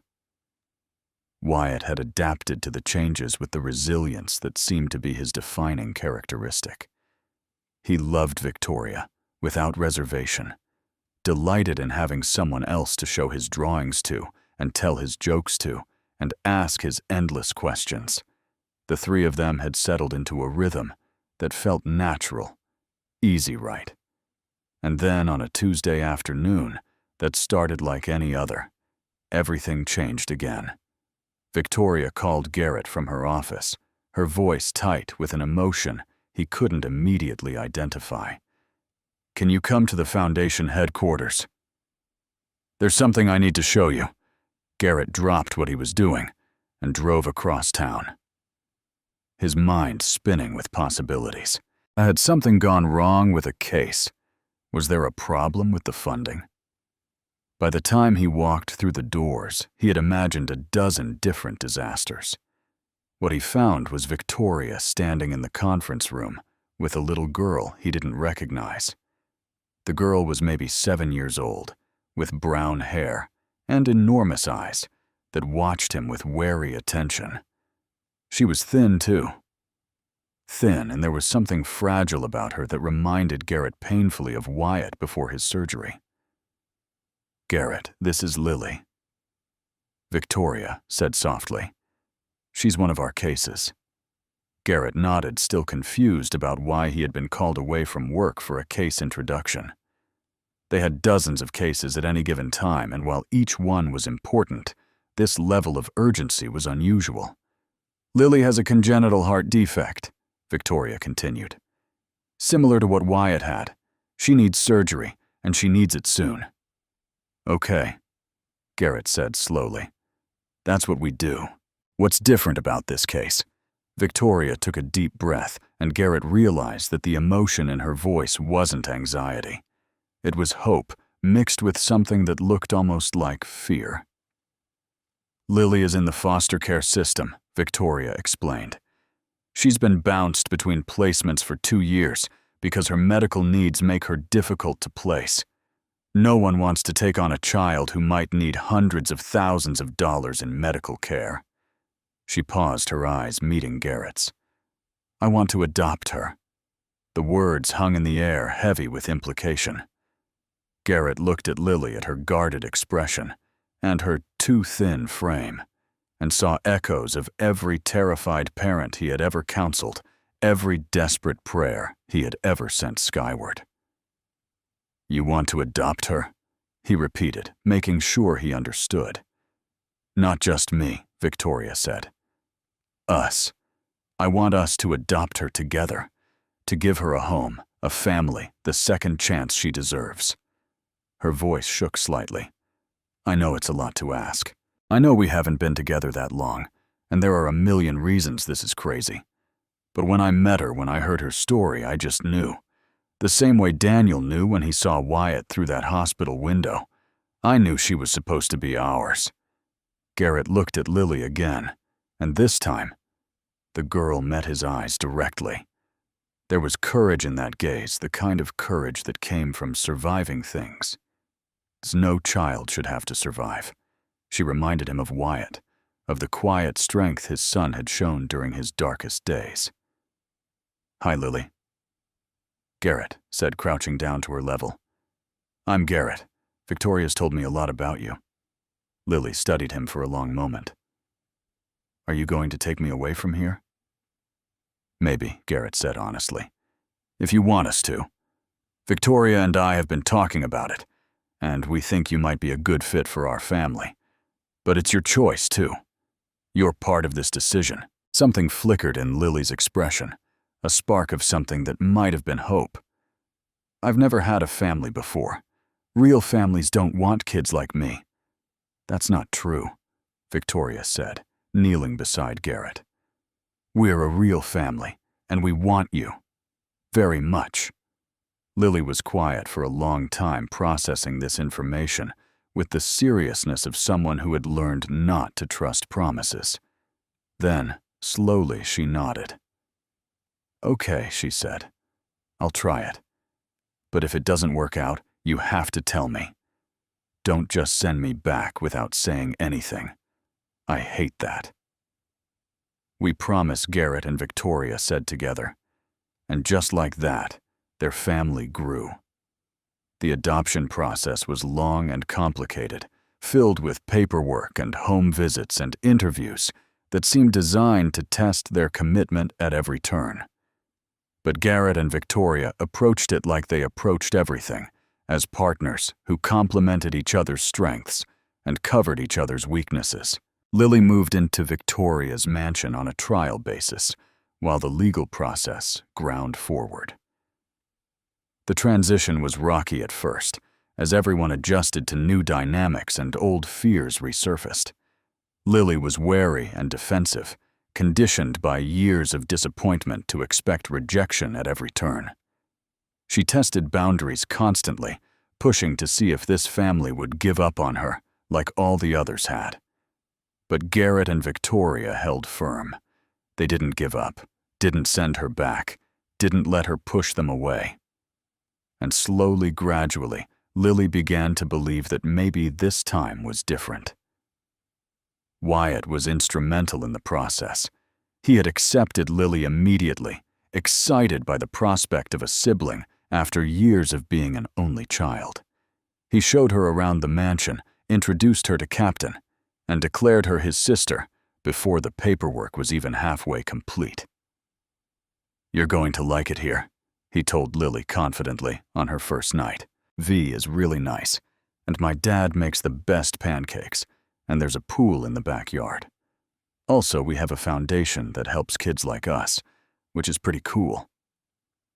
Lily had been skeptical, but Wyatt's enthusiasm was hard to resist. Within weeks, she was following him around the house, joining in his games, even laughing occasionally at his terrible jokes. Victoria watched the children bond with a joy that she didn't bother to hide. This is what Daniel wanted. She told Garrett one evening, as they sat on the patio, watching Wyatt teach Lily how to catch fireflies in the garden. Not just to save children, but to build a family. He never got to do it himself. But somehow, through everything that happened, his dream came true anyway. He would be proud of you, Garrett said, wrapping an arm around her shoulders. Of everything you've become, of everything we've become, Victoria corrected. None of this would have happened without you. Without that day at the cemetery, when you refused to leave, even though I was horrible to you. Garrett smiled at the memory. You weren't horrible. You were protective. There's a difference. I was definitely horrible. But I'm glad you saw through it. Lily's surgery came 3 months after she moved in, performed by the same team that had saved Wyatt 2 years earlier. The waiting room was crowded this time, filled with Garrett and Victoria and Wyatt, and a small army of foundation staff who had come to support one of their own. When the surgeon emerged to announce that the operation had been a success, the cheer that went up was loud enough to be heard 3 floors away. Wyatt jumped into Victoria's arms. Garrett hugged anyone within reach, and somewhere in the celebration, Lily's case number officially became her adoption file. She was theirs now, officially, legally, forever. With Lily's adoption finalized and her recovery progressing smoothly, Garrett and Victoria found themselves navigating the beautiful chaos of raising 2 children while running a growing foundation. The mansion that had once felt cold and empty now rang with laughter and arguments and the thunder of small feet running up and down the stairs. The foundation continued to grow, expanding beyond cardiac cases to help children with a wider range of medical needs. They hired staff, developed partnerships with hospitals across the state, and created a network of support that extended far beyond what Garrett had imagined possible when he had first knelt at Daniel's grave. Each case brought its own challenges and rewards. There was the teenage girl whose parents had both lost their jobs during her cancer treatment, leaving them unable to afford the medication that was keeping her alive. There was the baby who needed a transplant that his insurance refused to cover.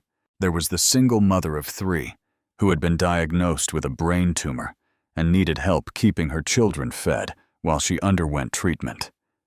Garrett met with each family personally, drawing on his own experience to guide them through the darkness.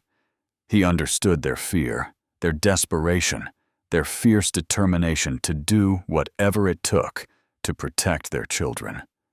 He had been where they were, and he never forgot how much a kind word and a helping hand had meant during his own darkest hours. Victoria handled the administrative side, ensuring that the foundation's resources were used efficiently and that no one fell through the cracks. She had a gift for cutting through red tape, for finding solutions where others saw only obstacles. Her business acumen, which had once been focused entirely on profit margins and market share, was now directed towards saving lives. "We make a good team," she observed one evening, reviewing case files, while Garrett helped Wyatt with homework, and Lily practiced reading aloud from a picture book. "You handle the heart, I handle the head, and together we handle everything else." Garrett agreed. It wasn't always easy. There were cases they couldn't take, families they couldn't help, children who died despite their best efforts. Those losses hit hard, leaving them both raw and grieving in ways that never fully healed.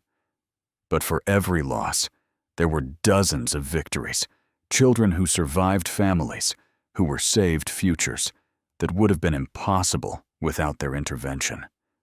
And through it all, Wyatt and Lily grew and thrived, living proof that miracles were possible, that second chances could be seized and transformed into something beautiful. The bond between Victoria and the children deepened with each passing month. She, who had never expected to be a mother, had become one twice over, learning on the job, with a determination that impressed everyone who knew her. With Wyatt, she was patient and curious, always willing to listen to his elaborate explanations of whatever topic had captured his imagination. She attended his school events, helped with his science projects, and even learned enough about dinosaurs to hold her own in their increasingly complex discussions. "Did you know that the T-Rex couldn't actually run?" Wyatt informed her one afternoon. "Scientists used to think it could go really fast, but now they know its leg bones would have broken if it tried. So it was more like a fast walker." "A fast-walking T-Rex sounds less scary," Victoria observed, "but still pretty intimidating." "Oh, definitely still scary. Those teeth were huge. Want to see my model?" With Lily, Victoria's approach was different, gentler, more careful. The girl was still learning to trust, still expecting disappointment at every turn. Victoria met her wariness with consistency, showing up every day, keeping every promise, demonstrating through action that this family was permanent. The breakthrough came on a rainy afternoon when Lily had a nightmare during her nap and woke up crying. Garrett was at the foundation, and Wyatt was at a friend's house, leaving Victoria alone with the terrified girl.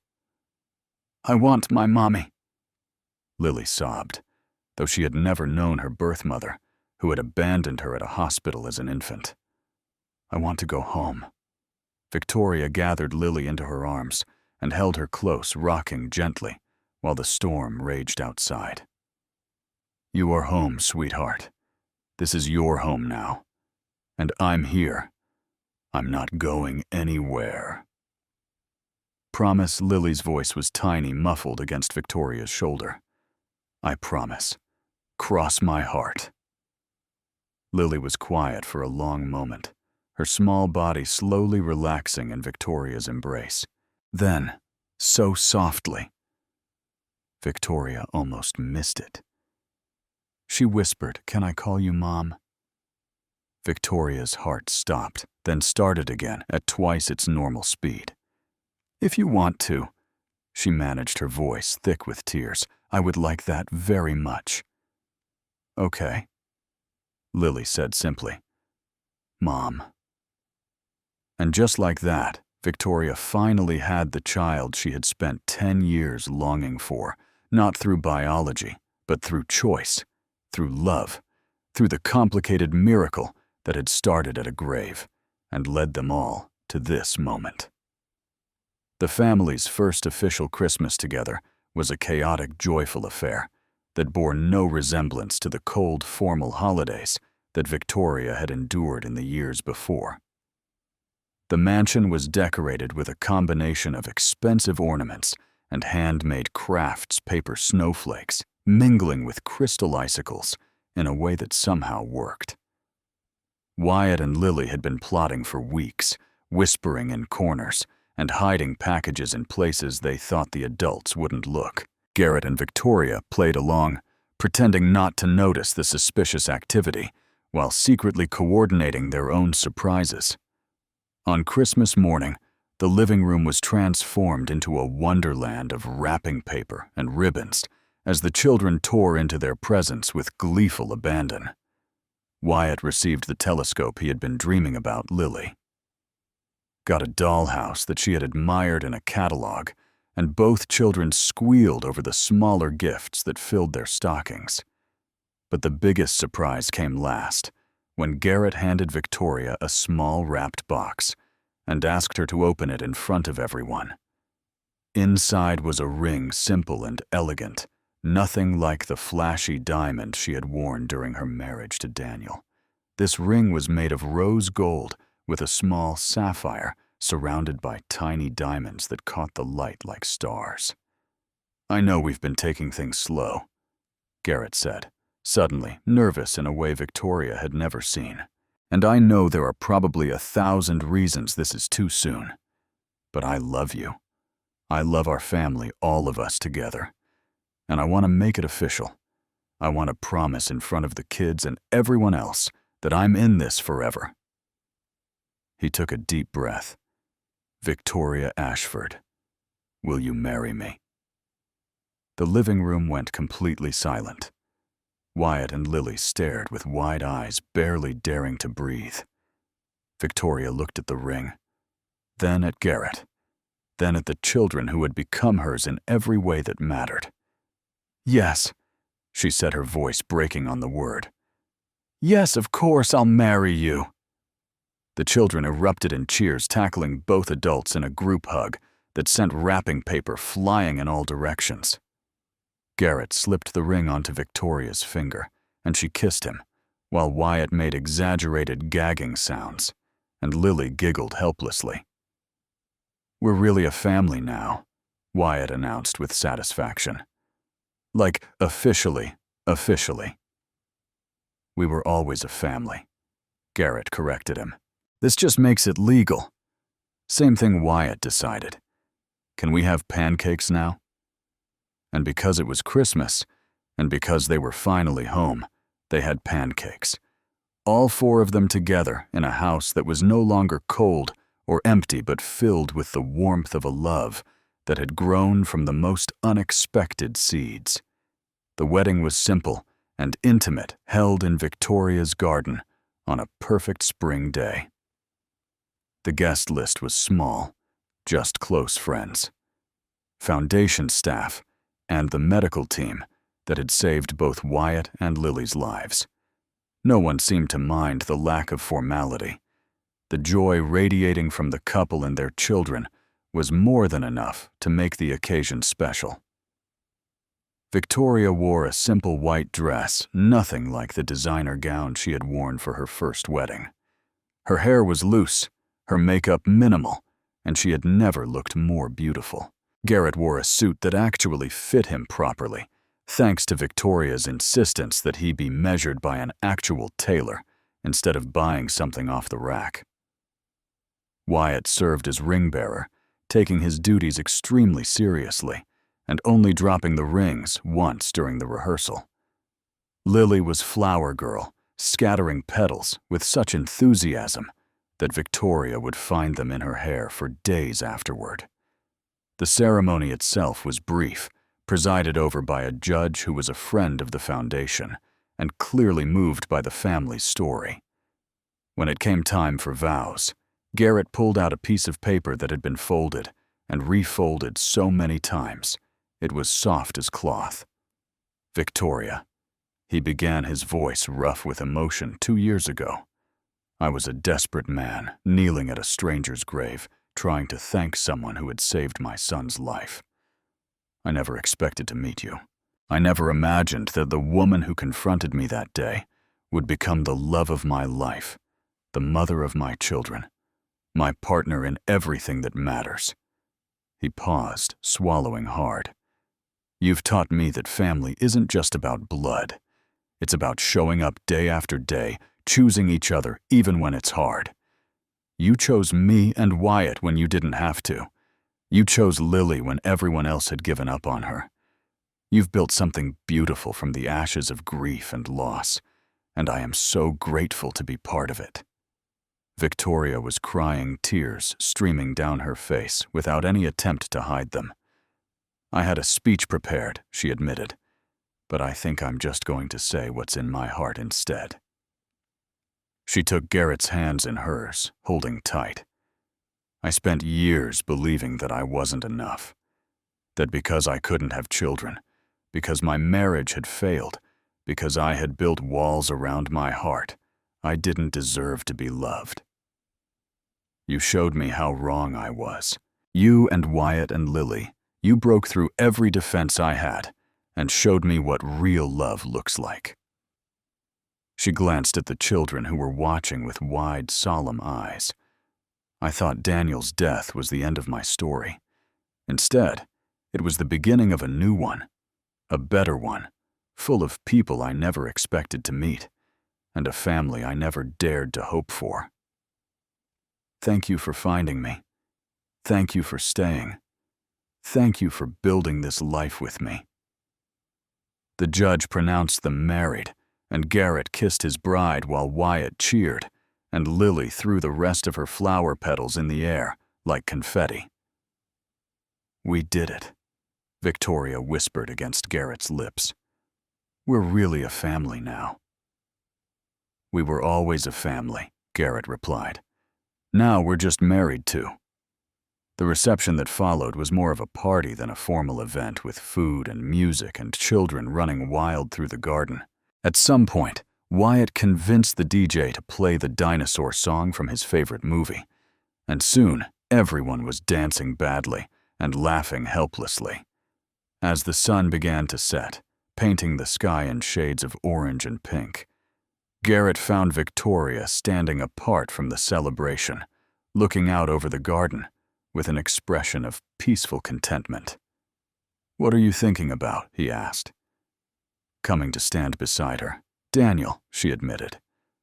"Wondering if he can see this, if he knows what his gift became." Garrett wrapped an arm around her waist, pulling her close. "I think he knows. I think he's been watching over us this whole time, guiding us toward each other." Victoria smiled, leaning into him. "That sounds like something Wyatt would say. The kid's pretty wise. Must get it from his new mom." They stood together in comfortable silence, watching their children play in the fading light, thinking about the journey that had brought them here. It had started with grief and secrets, with a confrontation at a grave, and a mystery that refused to stay buried. But it had become something beautiful, something neither of them could have imagined when they first met. A family built from broken pieces and impossible odds, held together by love, that had grown from the most unexpected seeds. 1 year after the wedding, on a crisp autumn afternoon that felt like an echo of the day, everything began. The Mitchell family returned to Daniel's grave. All 4 of them this time, Garrett and Victoria, Wyatt and Lily, a family unit that Daniel had made possible without ever knowing it. The cemetery looked different in the golden October light, less somber than it had seemed during that first encounter. The trees had turned brilliant shades of red and orange, their leaves carpeting the ground in colors that seemed to celebrate rather than mourn. They walked together along the familiar path, past headstones they had come to recognize from their monthly visits, until they reached the grave that had brought them all together. Daniel Ashford, beloved husband, gone too soon. Victoria knelt first, placing a bouquet of white roses against the granite. "Your favorites," she murmured. "I finally learned what they were. It only took me 2 years and reading every journal you ever wrote." Wyatt added his contribution next, a drawing he had spent all week creating. It showed 5 figures standing together under a bright yellow sun. One figure wore a halo and stood slightly apart, smiling down at the others. "That's Mr. Daniel in heaven," Wyatt explained, pointing. "And that's all of us. We're a family because of him." Lily hesitated, clutching a folded piece of paper to her chest. She had only been part of the family for a year, had never met Daniel, had no personal connection to the man whose generosity had set everything in motion. But Victoria had explained the story to her, had helped her understand why they made this pilgrimage every month, and Lily had wanted to contribute. "I wrote a letter," she said quietly, kneeling beside the grave. "Is that okay?" "That's perfect, sweetheart," Victoria assured her. Lily unfolded the paper and read aloud, her young voice steady, despite the emotion behind the words. "Dear Mr. Daniel, I never met you, but my mom says you're the reason I have a family now. You saved Wyatt, and that brought his dad to my mom. And then they found me. I was really scared before, because I didn't think anybody wanted me. But now I have a mom and a dad and a brother, and we're really happy together. Thank you for being nice to people even when you didn't have to be. I'm going to try to be like that too. Love, Lily." She placed the letter carefully beside Wyatt's drawing, then stood and took Victoria's hand. Garrett was last. He knelt on the cold ground, one hand pressing against the granite that marked the final resting place of a man who had changed everything with a single act of kindness. "Thank you," he said, as he always did. "For Wyatt's life, for bringing us to Victoria, for Lily, for all of it. I don't know if you can hear me, Daniel, but I want you to know that your gift keeps growing. Every child we help, every family we save, that's your legacy. That's what your kindness became." He paused, looking at his family, at the 3 people who had become his whole world. "I promise we'll keep making it count. Every second. Just like you asked." They stood together in the autumn light, a family that had been built from grief and hope and the enduring power of compassion. The silence around them wasn't sad anymore. It was peaceful, full of the quiet certainty that some connections transcend death, that love can reach across impossible distances to change lives in ways we never expect. As they prepared to leave the cemetery, Victoria pulled Garrett aside, a nervous energy in her movements that he didn't immediately understand. "There's something I need to tell you," she said quietly, glancing at the children who were walking ahead, discussing something with the animated gestures that characterized most of their conversations. Garrett felt a flicker of concern. "What is it? Is everything okay?" Victoria smiled, but her eyes were bright with tears. "Everything is wonderful. That's what I need to tell you." She took a deep breath. "I went to the doctor last week. I've been feeling strange, tired, and emotional, and I thought maybe I was just stressed from the foundation work. But it turns out that sometimes miracles come in 3s. Garrett stared at her, not comprehending. "What do you mean I'm pregnant, Garrett? After all these years, after everything we went through, after doctors told me it would never happen, we're having a baby." The world seemed to stop. Garrett heard the words, understood them intellectually, but couldn't quite make them feel real. A baby. After Victoria had spent a decade believing she couldn't conceive after they had built their family through adoption and love, this impossible thing had happened. Are you sure he managed? Very sure. The doctor confirmed it twice because I didn't believe it either.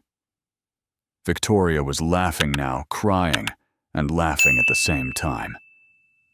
We're going to have a baby, Garrett. Our family is going to grow again. Garrett pulled her into his arms, holding her so tight he could feel her heart beating against his chest. This is incredible, he breathed. This is impossible and incredible, and I don't know how to process it. I know. I've had a week to get used to the idea, and I still don't believe it. They stood there for a long moment, wrapped in each other, while the children played among the autumn leaves and the world continued turning around them. When they finally pulled apart, both of them were crying, though neither seemed to mind. We should tell the kids, Garrett said. Together, Victoria agreed. Let's tell them together. They called Wyatt and Lily over, kneeling down to their level, with expressions that immediately made the children suspicious. Why do you guys look weird? Wyatt asked bluntly. We have some news, Garrett said. Big news. Good news or bad news? Lily asked warily, still conditioned by her past to expect the worst. Good news, Victoria assured her. Very good news. She took a deep breath. You're going to have a baby brother or sister. The silence that followed was absolute. Wyatt's mouth dropped open. Lily's eyes went wide as saucers. For a moment, neither child moved. Then Wyatt erupted. Baby. We're getting a baby. That's awesome. Can we name it? Can I teach it about dinosaurs? What if it's a girl? Can I still teach it about dinosaurs? Girls can like dinosaurs too. Right? Lily was quieter, processing more slowly. You're going to have your own baby, she said carefully. Does that mean you won't want us anymore? The question hit Victoria like a physical blow. She pulled Lily into her arms, holding tight. Oh, sweetheart, no. Having another baby doesn't change anything about how much we love you. You're our daughter now, and forever. A new baby just means our family is getting bigger, not that anyone is getting replaced. Promise. Lily's voice was small. I promise. Cross my heart. Wyatt, who had been bouncing with excitement, suddenly stopped and wrapped his arms around both of them. Lily babies are cool. We can teach it stuff. We'll be the best big brother and sister ever. Lily considered this, then nodded slowly. Okay, I guess that could be good. It's going to be great. Wyatt insisted. Come on, let's go tell Mr. Daniel before anyone could stop him. Wyatt had grabbed Lily's hand and dragged her back to the grave, where he announced at top volume that they were getting a baby sibling, and Daniel should be really proud because their family was the best family ever. Garrett and Victoria watched from a distance, leaning against each other, overwhelmed by the magnitude of everything they had been given. A second chance at love. Two children who had chosen them as much as they had been chosen. And now, impossibly a baby on the way. Daniel would be so happy, Victoria whispered. He would, Garrett agreed. But I think he already knew. I think somehow he knew all along that this was where we were headed. You really believe that Garrett thought about coincidences and miracles about a wrong turn in a hospital that had led to everything else? I believe that love doesn't end when someone dies. It just finds new ways to grow. Victoria smiled, resting her head on his shoulder. That sounds like something Daniel would have written in his journal. Maybe he did. Maybe that's where I got it. They stood together as the sun began to set, painting the cemetery in shades of gold and in amber, watching their children celebrate at a grave that had given them everything. 8 months later, on a warm June evening, Charlotte Rose Mitchell came into the world, screaming with healthy lungs and waving tiny fists at anyone who came near her. She had her mother's blonde hair and her father's brown eyes, and she was perfect in every way. Wyatt and Lily met their sister in the hospital room, approaching the tiny bundle in Victoria's arms, with a reverence usually reserved for sacred objects. Wyatt reached out one finger to touch Charlotte's cheek, then jerked back when she squirmed. "She's so small," he whispered. "Was I that small when I was born?" "Even smaller," Garrett told him, and just as loud. Lily hung back, watching with an expression that Victoria recognized all too well. "Do you want to hold her, sweetheart?" "I don't know how," Lily admitted. "What if I drop her?" "You won't. Here, sit down, and I'll show you." Victoria carefully transferred Charlotte into Lily's arms, positioning them correctly, showing her how to support the baby's head. Lily sat frozen for a moment, staring down at the tiny face, and then something shifted in her expression, a connection instant and profound that transcended words. "Hi, Charlotte," Lily whispered. "I'm your big sister. I'm going to take really good care of you, okay? Nobody's ever going to hurt you or leave you alone. I promise." Watching his daughters, one who had been saved by a stranger's kindness, and one who had been born from love rekindled, Garrett felt his heart expand until he thought it might burst. This was what it all meant. Everything they had been through, every struggle and loss and unexpected gift, it all led here to this moment, to this family that shouldn't exist, but did. Later that night, after the children had been sent home with a babysitter, and Victoria had finally fallen asleep, Garrett stood by the hospital window, cradling Charlotte in his arms. The city lights sparkled below thousands of lives going about their business, unaware of the small miracle that had just occurred. "Your great-grandfather Daniel never met you," Garrett murmured to the sleeping infant. "But everything you have, this family, this love, it all started with him. He saw a little boy who needed help, and he decided to do something about it. That one choice changed everything." Charlotte squirmed slightly, her tiny fingers grasping at nothing, and Garrett smiled. "You come from a long line of miracle workers, little one. Your mom built an empire from grief. Your brother survived when no one thought he would. Your sister found hope when she'd given up on ever having a family. And you're proof that impossible things can happen when people choose to love each other." He pressed a kiss to Charlotte's forehead, breathing in the perfect newborn scent of her. "Live well, be kind. Make every second count. That's what Daniel wrote to your brother, and it's what I'm telling you now.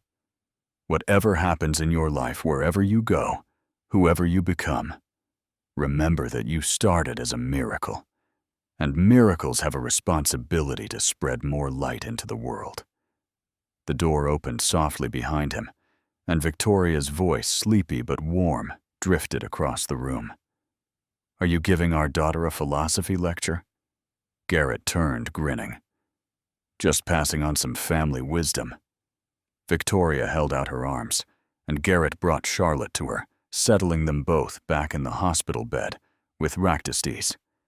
The three of them lay together, new parents and new baby, surrounded by the quiet hum of hospital machinery and the distant sounds of the city.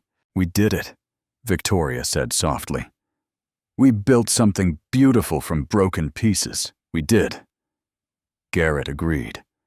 "And we're going to keep building. For Daniel, for the kids, for Charlotte, for all the families we haven't helped yet. Partners in everything. Partners in everything." Outside the window, the first light of dawn was beginning to color the sky, painting the world in shades of pink and gold. A new day was starting, full of possibilities they couldn't yet imagine. But whatever came next, they would face it together.